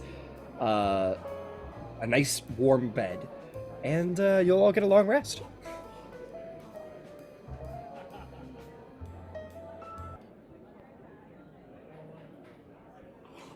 Excellent. As the morning rises, the birds are singing, and the gambling never stops. So as you walk out to leave, you walk past the tables. Some people still going at these early hours. Some people do seem to make themselves career gamblers here. Those dwarves are long gone. What do you do this morning? Well, it seems like we're heading to Xantharl's Keep. Is that correct? Are there any shops in town? Yeah, there's shops in town. If you guys look around, there is the Gilded Horseshoe, which is an inn. Oh, these are all inns. Hang on. Okay, there is the Bristle and Breton, which seems to be a store of clothing and finery and costumes. It's basically like a really skillful tailor for clothes and such. Mhm. There's Jasper's Ring of Bells, which seems to be a bellsmith. Lo and behold, here in town, and that's canon, by the way. That's not me just making it up. You see a bellsmith. There is Nalathar's Fine Stirrups and Spurs, which seems to be a smithy that specializes in steed accessories. There's Ostavir's Slaughterhouse, which is an establishment that specializes in serving up goblin meat. Oh, This is, again, completely canon. This is not me making it up. This is off the wiki. Yeah, as you guys are walking by, the butcher inside, like, like a goblin arm, and looks out and sees you, Rakazel, and sort of, as you walk You by. might not want to linger here too long, I come to I would expect. like to leave. Well, Ah. Mr. High Roller, yeah. let's get you out of town before anyone wants to get their gold back. Speaking Ooh. of that gold, I don't like carrying around this much just in my pockets. So where's like the where was that's Ebenezer? Yes, sir. Like give him 500 gold. Just hang on to this. This is a Holy fuck! All right, I will hold on to this. And he puts it in Literal his 10 horse's- pounds of gold. He puts it in his horse's saddlebag, which you see that he is like equipped with like some very sort of like small lock and like a bell. He's like put like a bell, a small lock, and like a very like intricate knot on it to try and help keep it secure as possible in the saddlebag. Hide that one underneath the 5 sacks of feed. Yeah, yes, of course, sir. Of course. Incredible. Well, if we're hitting the road, I am looking out because there is something I want to do with my amulet, and Duran has had, which I haven't been the best at mentioning, but I wanted to make a canon. He's got his holy symbol. It comes in the form of an amulet, which at DM's discretion, I was thinking of how I could look, and I kind of settled on like a cool, magic-y looking stone like acorn. Very cool. Yeah. Very cool. And I have it tied around a little bit of vine from home, which is sentimental and strong, but maybe in the future I might make it something a little bit more sturdier, safer. Yes, let's go before Rocco. I know you just saw yourself treated as meat, but maybe just forget this because that's a lot to carry. Oh my god. And should we leave? Yes. I'm still looking Yes. at Rocco, who's probably like You're walking through town, and like you get there, and the party just before they finish seeing all the shops, just find themselves doing a little like this is maybe not the town for Yeah. us. it's just a great reminder that let's just go. Uh, I promise I'll never try and turn you into a sandwich. That sounded more heartwarming in my head. One of those like appreciate- promises that are more threatening than reassuring. I'm glad I won't be turned into a sandwich. Thanks. As you guys mount up and begin to head out of town, Rockazzle, you look over your shoulder and you see standing in the middle of the street is that like overweight, sort of bulky butcher with the cleaver at his side, sort of watching you leave town. Let's go faster. Cinder says, why are we leaving so fast? Everything okay? All good? Yeah, No one ate totally there, fine. right? We none of us ate, right? No. Oh yeah, I had breakfast there. You guys didn't have breakfast? There was this like really cool like mystery meat thing. Oh, I usually don't mind. I usually don't go in for mystery meat, but this one wasn't that bad. Cinder, it's sometimes it's better left to the imagination. What's our next stop? Next up, Xantharl's Keep. About a 2-3 day journey. Just hoping they serve better food. Everybody go ahead and mark off a ration. Your feed is covered for today per your stabling. But those of you who did not partake in mystery meat this morning, you'll have to eat your rations. And you begin your journey for the day. Lucky you guys. Today we'll go unimpeded, no dangers or unnecessary troubles. And the road is safe. It's been a wonderfully peaceful few days. The only person I've punched was asking for it. I did see, like, a lot of yelling from your table.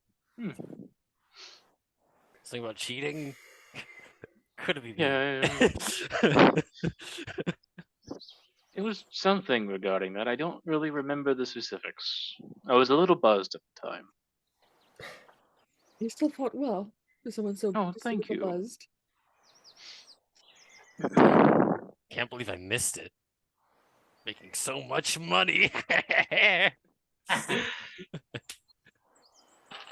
You are Yeah, truly yeah. the champion of our pockets. Makes you wonder what you can invest that all in. I wonder how Tribor's been since we've left. Got away to Tribor. He's on fire. A second fire giant turned up. I'm Where are the certain they're wild fine. cards? They have a good guard there, so I'm sure they're fine. Well, of course. I'm sure when we return, they'll all be happy to see us.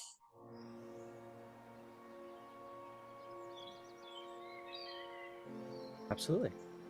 You guys all travel for the day, a couple of miles. On your very fast steeds, you will travel for quite a while, and it'll be just a nice, peaceful day on the road, but very quickly do you notice the climate getting colder and colder as you get further and further north.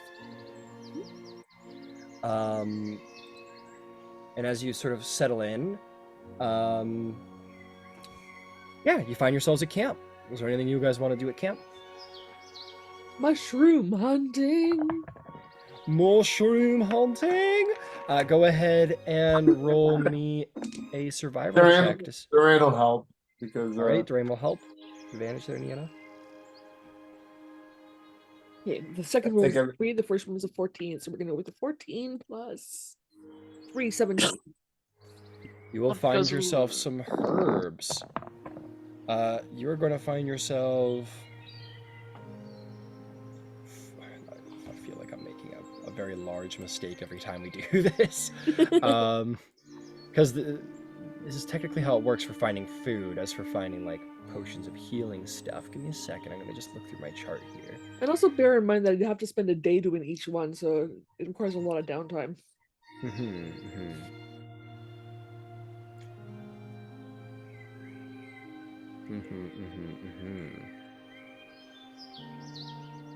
Okay, cool.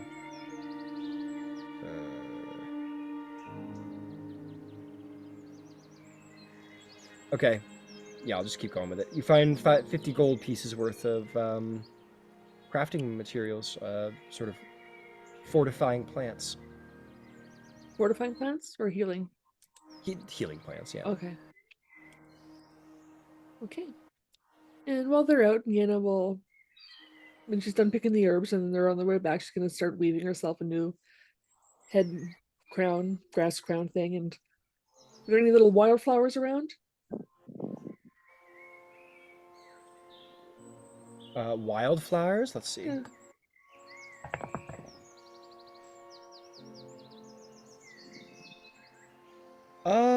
Sure. Yeah, you Okay. find a couple sparse ones. Right, she'll put a couple in the thing and then she'll pick one and just put it in Dwayne's beard.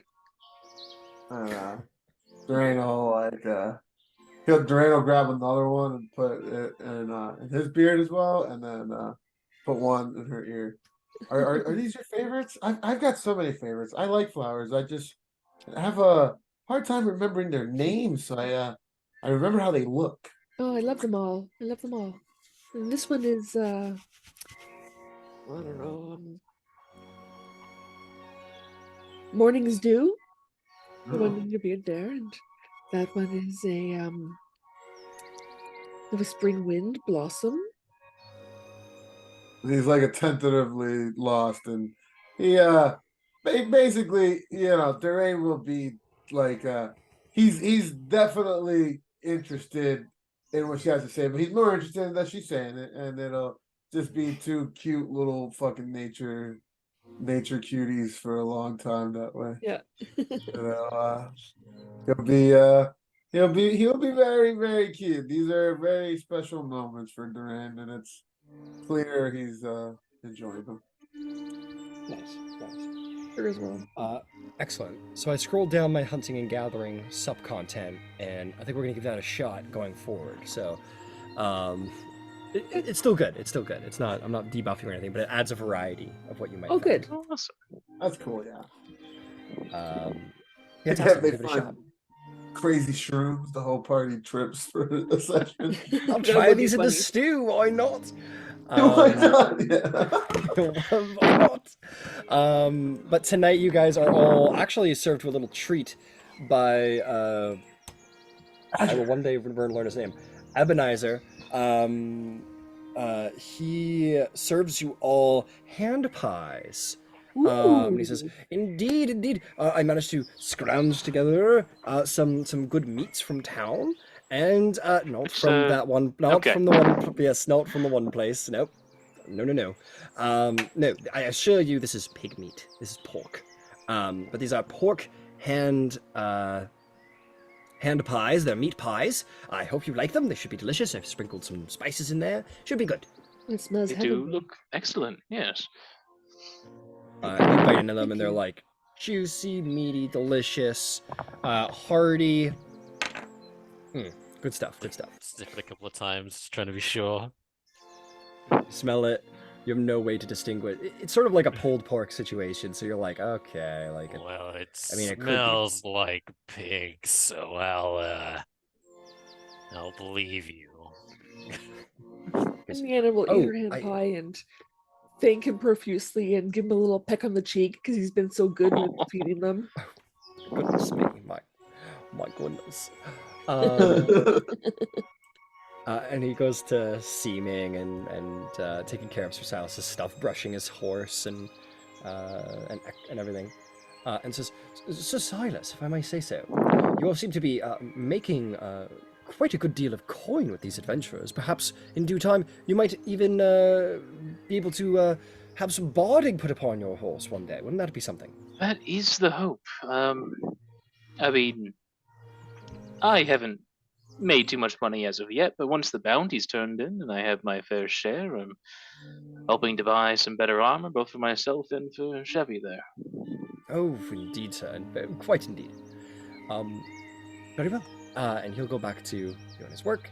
And as you all go to sleep, we're gonna see how it goes. And you guys are just following the roads, just being Just being good, following the roads, making sure nothing bad happens to you. Hitting like the driving through Iowa part of the road trip. I love it.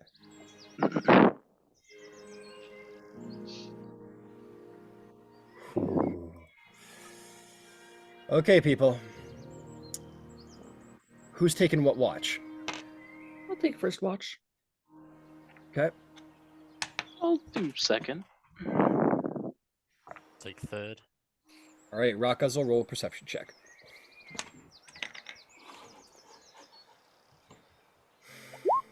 22. 22.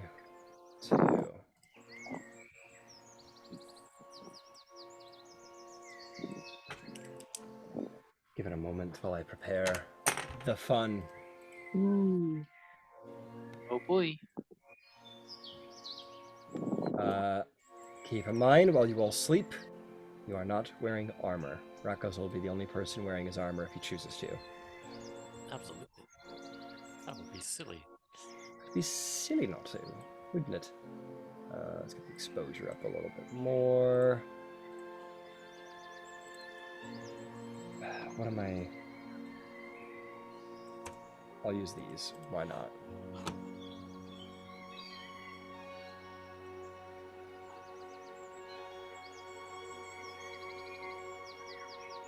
As you're getting further north, you're seeing, Rakaz, you're sitting by the fire and you're seeing like the first little snowflakes that sort of signify how deep into the north you have come, how cold it's starting to get.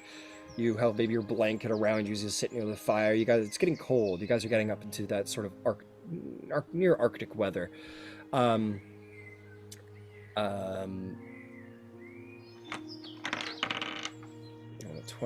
huh? You see, I'll say hear more than see, approaching your camp.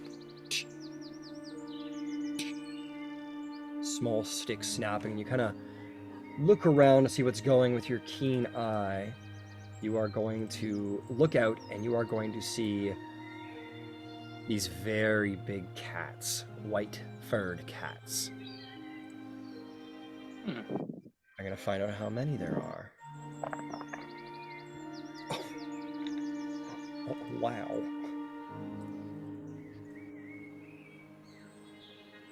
Your horses kind of seem a little unhappy. Oh shit. I'm gonna, because I need to just check something really quick before we proceed. What level are you guys? 3. 3?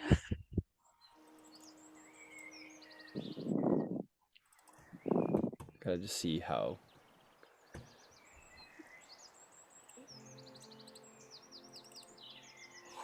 I believe in us and our unarmored bodies. You see sort of very quietly, very difficult to see amongst the sort of growing white background, these large feline cats. They're almost like lions or saber-toothed tigers without the saber teeth, and they have completely white manes, beautiful white fur.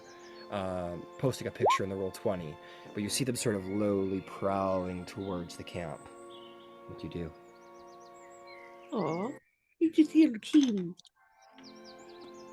Oh, I've seen these guys. I've never. Everyone Fought up. these in D&D. Everybody up. Up, up, up, up, up. They, and in that moment, they sort of dive at the camp as you sort of let the call out. As everybody wakes up, the surprise round that they were hoping to get is ruined. But we need to roll initiative. Oh, they're not hyenas. Okay. Book that. 22. Oh my god. Oh, that's a good roll.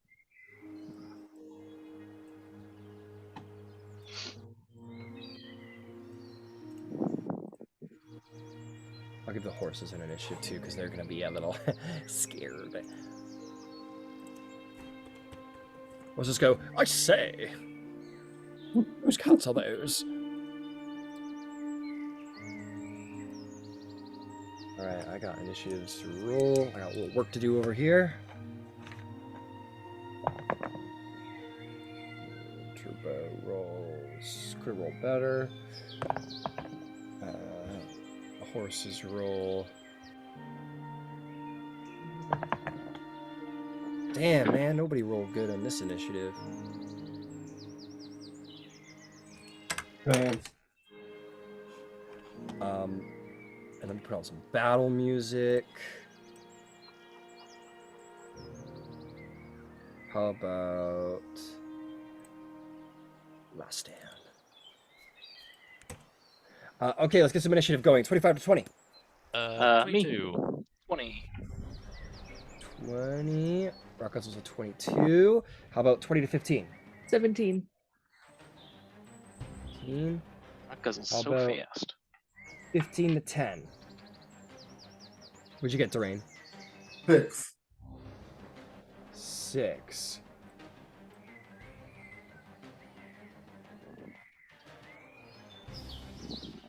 All right. Rock Guzzle, you spoil their surprise. They aren't quite prepared. The horses all rear in fear. All of your companions wake up, but you are the most prepared of the lot. What do you do? I'm gonna. How far am I? Like the one that's like closest to the screen, I guess, on the left side. How far this is guy? that from me? Yeah, that's the one.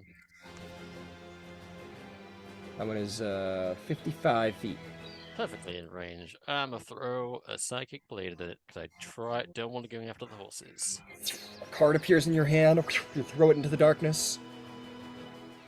16. 16. 16 will hit. Go ahead and roll damage. Cool. It is 9 psychic damage. 9 psychic damage. I'm gonna just go check something because we are in a dark setting. Ooh. I mean, I have dark vision, so. You're fine for that. But Yeah. I want to just check for everybody else's sake. Silas is definitely going to be sticking to the campfire for No, sure. he for won't, this. because Niana can change that. Oh. What can I see with my leaky eyes? Doesn't really say how much I. Well, you know what? We'll say 30 by 30. So it provides pretty good light.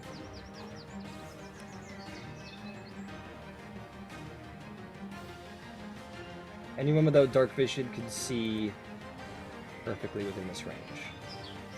Or not perfectly, but can see within this range. Is the point I'm trying to make. Okay, I'm cool. glad the cats don't have crossbows. Yeah. How well done, Rock big, Guzzle. how big are the cats? They're large creatures. In that case, I'll add Fury of the Small to that, so that's an extra 2. Alright, an extra 2 damage. And then I'll use my bonus action to throw an offhand Psychic Blade, so a second card. Second card, fantastic. 25, that hits. Oh yeah. Oh yeah. And Oh, yeah. that's an extra 7 psychic damage. Extra 7 psychic damage. Nice. Well done. You throw these 2 cards and they're direct hits and the cat goes and continues to roar angrily, not yet bloodied. Right. And Actually, now that I think of it. Yeah, no. Sorry, my apologies. He is bloodied. Not that it can be guess I'll shown in any way, psychic I guess damage. I'll stay put, Okay. because I think like staying with the group is probably best, so I will end my turn there. Understood. Alright. Incredible. That'll bring us to Silas. All right. Silas, you are unarmored. You wake up at a start. Ambush, what do you do? Scramble up, grab the halberd, first something to think of. And I have half my movement left, so I'm going to try and get to a little bit in front of Durain and Rock Guzzle, so like kind of heading off the pass there. Yeah, right in that nice little corner. Right there. A little further back. Like so. There we go. Perfect. Got it. Halberd out. You still have an action to spend if you want it. Hold an action. You can take the dodge action. I'll take the dodge action because All right, you prepare yourself. I'm not naked, but I'm not armored. Yeah, absolutely. All right, Niena, it is your turn. What do you do? I get up, I grab my shield, Okay. I run out, and I cast Twilight Sanctuary. All right. What's the range on that again? 30 feet or 15-foot radius? It is, just to remind myself. I should just memorize this. It's 30. 30 foot. 30 And it foot. provides dim light. Understood. So once more, this sort of, almost like looking into the future of the past, the lighting as you look through this orb is much like the dawn rather than the actual darkness of the current night.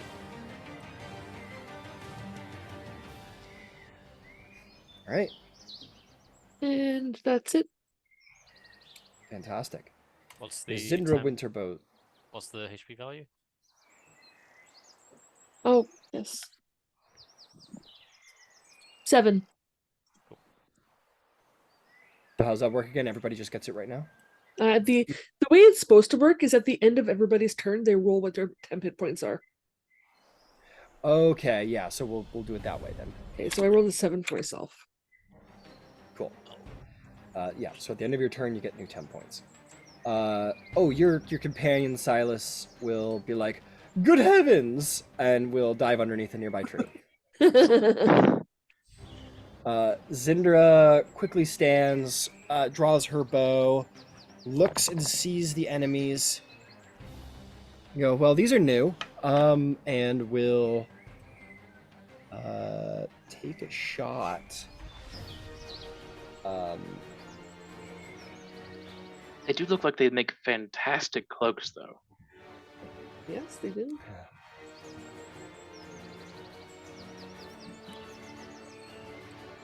How's her line of sight looking? Yeah, she'll try and take down the one you've been working on. She'll take 2 longbow strikes. Oh! Hits both times. Just shy of a nat 20, both times. So 9, 11. It's going to be 17 points of damage total. She knocks 2 arrows at the same time and looses them. And they fire into the creature, and it falls to the ground dead before it could even make a move. That'll be Zindra Winterbow. Doraine Rootwood, what do you do? So, armor is out of the question for the rest of the fight, right? Or can I use an action to put it on? No, it's an action equipped to minutes for shield. heavy. It's like 5 minutes for heavy Okay, armor. alright, no worries. I got my spear and shield because they're probably next to me. Or Yeah, I allow the initial round. I imagine is like picking up your armor or equipping your armor, so I'm not boning everyone every time they try and take out their shield at the start of combat. yeah, so I'm So just you're good. basically grabbing the nearest thing and getting into a more of a protective stance, near covering the opposite side of Silas, right there. Yeah, and staying close, letting them come to me. If I have an action left over, or do I not? You have an action. Yep. I'll ready an action. Whichever one comes near is getting a stabby with the spear. Understood. Kind of get into like a Spartan stance, ready. You know, Doraine rolled out of his shield, paladin going. He heard. Hell yeah. And I'm just gonna check. What do you roll for the 10 points again there, 7. 7. Oh, okay, so you're rolling them. Cool. So, Winterbow will take 7 temp. Doraine, you've got 7 temp at this point. Silas, you got 7 temp at this point. And that will bring us to these mysterious winter white maned lion-like creatures who roar angrily. This one is gonna actually charge your horse and try and kill your horse. Or one of your horses, anyway. Gonna go over to here before the horse's turn. Is going to do a pouncing attack. Your horse fails and is knocked prone in the process. Let's see. claw attack. Definitely hits with the claw attack. 4. That's going to be 7 damage to the horse as it's knocked prone. These babies only got 13 HP, so I'll actually just count for that in the other way. So keep track of how it's doing. But the horse screeches in fear as it is brought to the ground by this creature who starts just tearing into it. The target is prone. The cat can make 1 extra bite attack. It's going to make a bite attack against... that will definitely hit. And it bares its teeth into the throat of this horse. It just starts tearing, and the horse... It sort of starts squealing in the last death throes as the horse is killed. And that will be this cat's turn. As it kills one of the horses. I'm going to roll for whose horse it is.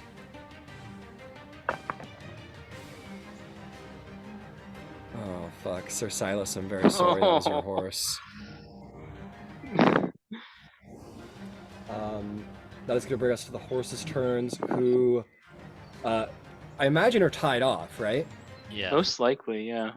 Yeah, they're going to try and break out of there. They're going to try and break away and see if they can. I'm putting them a little closer to, like, tree. Maybe these ones are, like, attached to, like, a python or something. They're all going to try and break away from their bindings. See if they can get away.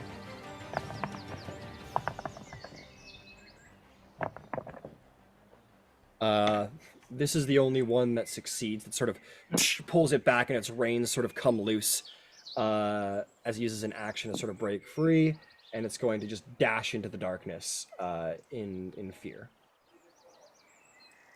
That is going to be... Whose horse is that going to be? Zindra's like, fuck! As her horse goes riding into the dark. Was there another cat on initiative as well? Yeah, there's more cats. I was just taking care of the... Okay. Oh, shit. Yeah, you're right. I skipped them. These ones are going for Durain. This one comes charging in, jumping through the air, and you, fucking try and stab it like 300 style at the start of the movie as it comes diving in at you through the air. I love that freaking little kid hunting. That is an 18. 18 will hit. Go ahead and roll damage. It's gonna get divine smite as well. All right. Just to make sure, is that one's more than 10 feet away from me, correct? Oh yes, quite a bit, quite a bit far away. So that is plus. That is 5 with the spear, 4 with the divine smite. How much total? Sorry. 5, 9 total. 9 total damage. Yeah. All right, you spear into it. There's a flare of divine smite, but the creature's still coming at you quite strong. As it pounces through the air, it's going to try and claw at you. Oh, and it swings wide. The spear sort of catches it, and it swings wide. Doesn't manage to catch you.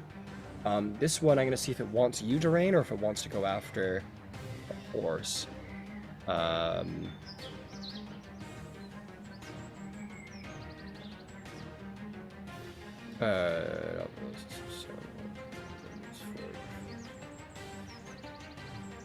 Okay.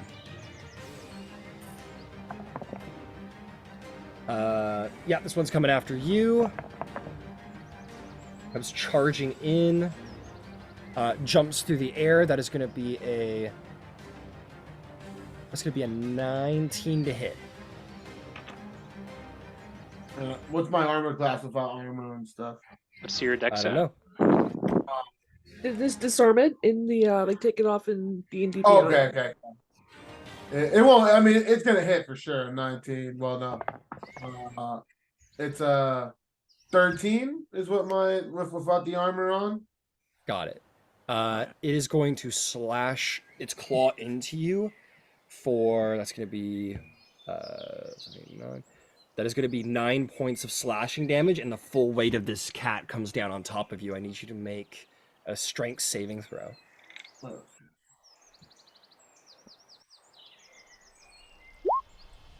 That's a 12 on the saving throw. It knocks you onto your back hard, and you are knocked prone, and it tries to bite at your throat now that you're prone. It's a free attack. That is going to be 13 to hit. That'll just hit then, right? Yeah. Yeah, Yep. meets it, beats Beats it. it, beats it.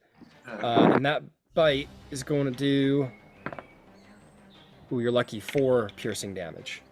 So it's just sort of a grazing cut rather than a full mauled bite. You got lucky there.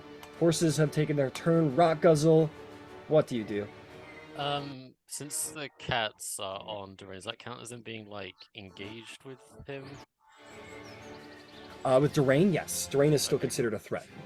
Okay, in that case, Silas, you protect the horses. I've got Durain. Don't worry. All right. And I will attack the one that has Durain grappled on the floor, I guess. All right, that'll be this guy. He's not grappled in this moment. He's just knocked over. Yeah. Let's do this. That is a 24 to hit. A 24 will hit. Roll some damage. Alrighty. And I'll add my sneak attack because they're in. Yep, That is 14 points of psychic damage. very nice. You throw your card in it, and it like elicits a scream, and strangely, the screams like it very closely resembles the sound of like a human man screaming. Just the sort of as it sort of roars in pain. And then I'm gonna throw a second card. All right, 17. 17 hits. Go ahead and roll damage. And that is 5 psychic. 5 psychic damage. All right, well done, Rock Guzzle. Beating this one up. It is bloodied now. Very good. If there is nothing else. That will be all. All right, Silas Zymorvin, what is the play, friend? How far am I from the cat attacking the horses? You could try and do some like cool jump. You can get there. You can get in range. Okay, I'm gonna do that then. I'm gonna hustle and bustle as fast as I can with my halberd. Absolutely. You run around the cart that you guys don't have, but is there anyway for some reason for aesthetic purposes? I'm deleting it. And you get there 25 feet. You're within a 10-foot range. Okay, and I don't suppose that the horse allows me to flank. Yeah, the horse is dead, so Yeah, no, yeah. unfortunately not. Okay, there's a single tear down Silas's face, and I'm going to attack the giant cat as efficiently and brutally as I can in this span of Go time. for it. Absolutely, go for it. So first attack. That's not very efficient. That's a 7 to hit. 7 will hit. Go ahead and roll damage. Okay. Let's see here. So that's going to be 6 points of slashing from the halberd. Then I'm going to add a menacing attack to it. Fantastic. So that's another 2. So that is 8 points of damage total, I believe. 8 total. Understood. You slash it in the back. And it has to make a wisdom saving throw or be frightened of me.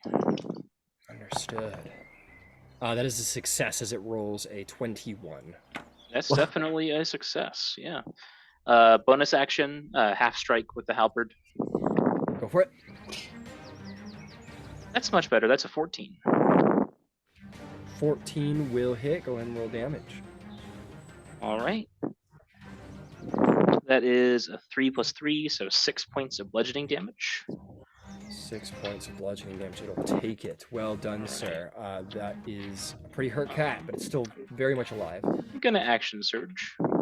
All right, go for it. and to make a second attack with the front end of the halberd. All right, go for it. And that is a 10 to hit. A 10 will not hit, I'm afraid to say. Okay. Alrighty. And I think that's all I've got this turn. Understood. You'll get your 10 points from the... Oh, no, you're not in the Twilight, so never mind. Okay. All right, that'll bring us to you, Nienna. What's the play? Alright. First plan is to toss a healing word on Durain. Okay. And that is a total of 6 hit points. And 6 hit points. and in addition to that, I'm going to toss a sanctuary on him. All right. It's So- it's a touch, right? Nope. 30 feet Nope. range. Ah, very nice. So you ward a creature within range against attack. Until the spell ends, any creature who targets the warded creature with an attack or harmful spell must first make a wisdom saving throw. On a failed save, the creature must choose a new target or lose the attack or spell. If a warded creature makes an attack, that casts a spell or makes an attack and deals damage to another creature. So basically, if they attack somebody else, the spell ends. Understood. Yep, got it. All right, that'll bring us to Zindra Winterbow. And then we roll and see Who- if they get more hit points. Nope. Nope. Okay. So it's still Uh, 7 that we yeah. have? 10? But you only acquire that at the end of your turn. All right, cool. Zindra sees that Durain's in a spot of trouble and is going to aim for the one who's already taken the most damage. She'll take out 2 arrows, fire them. Ooh! A 14 will hit and a nat 20 will hit. Ooh! Nice. So that's going to be 4 damage for the first shot, and the other one is going to be... let's see, this could be... Should be 12 whatever the additional damage damage. is, yeah. And that is a dead cat. She shoots one, it sort of growls in her direction. She shoots one right through the eye, and it falls dead on top of Durain. Only barely, just like the head a little bit. You're good. And that is a dead one. She begins to draw new arrows, but she gets her 10 points still stand. Durain, it's your choice, buddy. What do you do? Durain laying down on the ground is gonna hold tightly onto his spear and just drive it upwards to the cat adjacent to him. Sort of like as he's standing up, spearing with it, you know what I mean? As he's pushing up. Got it. Sort of upward thrust using the momentum of your stand to jab into him. Go ahead and take an attack. Alright. That is 16. 16 will hit. Go ahead and roll damage. That's gonna be a divine smite as well. Go for it.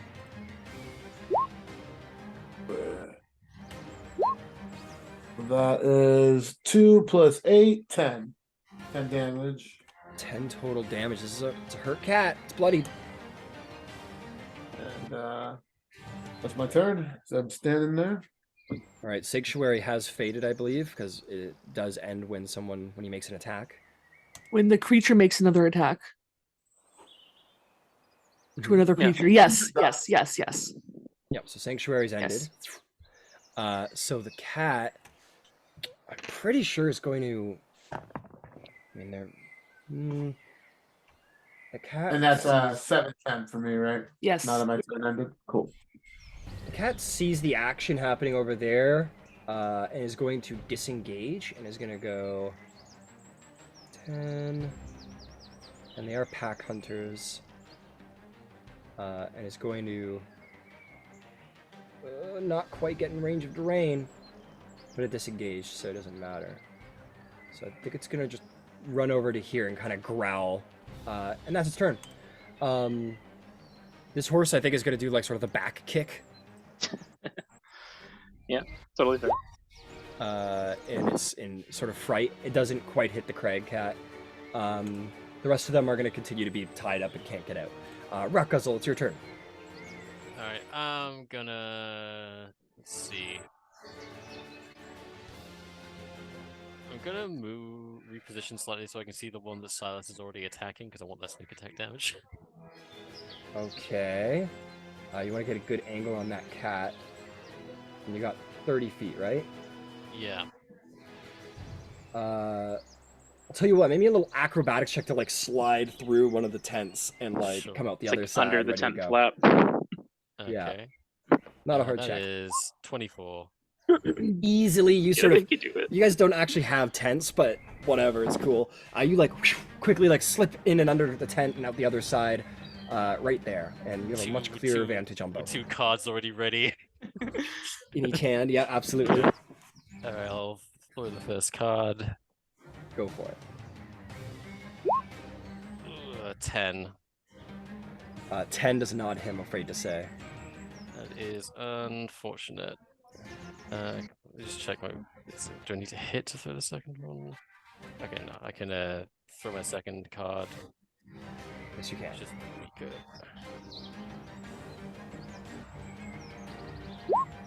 15. 15, you aiming for this one? Yes.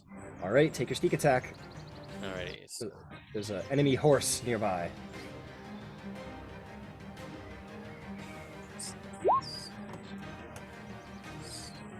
attack die. That is 12 points psychic damage. Very nice. You stab it into this cricket, very, very bloodied, very hurt. Oh, he didn't get to take his turn, did he? He did not. Not. All right, well, he'll get his turn in a moment here, just before Silas goes. But is there anything else you'd like to do, Rock Guzzle? No, that's everything.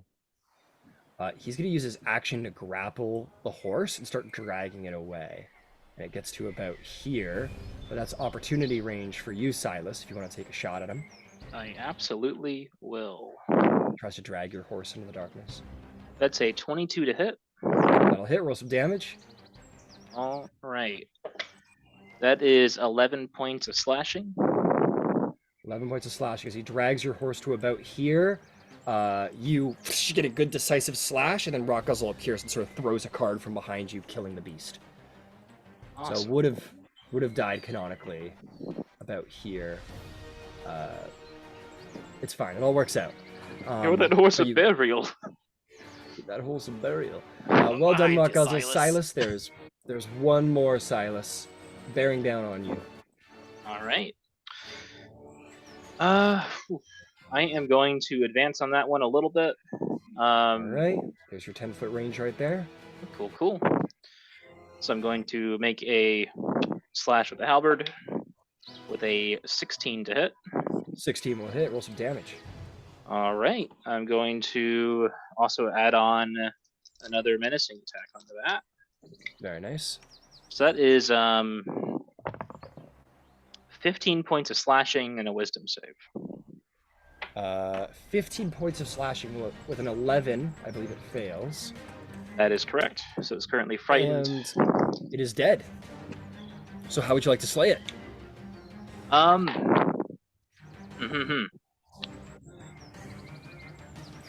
This is the last one, isn't it? I want Silas to kind of like go around and bring the haft of the halberd and kind of hit the front legs to buckle it down, and then bring it back around and just like an executioner's axe, bring it down into the head. You come around and you bring it around, you hit its leg out from under it, you swing it around the back of your neck, grab it there, and go in for like a big sort of axe slice down on the back of its neck and just sort of cleave it there, and it lets out this as it dies in the night. And you have all defeated the quarry, but unfortunately lost a valuable ally in the process. All the things are dead? They are all dead, and Awesome. that is where we are going to end our session. As we have run a little overtime. Heck yeah, dude. Thanks for that. Go chill out before your next session. Thank you for running. Yes, absolutely. Hope everyone had fun, but you guys are well on your way to capturing your bounty. Good job. Awesome. All right. See you next week, guys. See ya. Bye, Ryan. Next Thank you. Thanks, Licky. Yep, good night.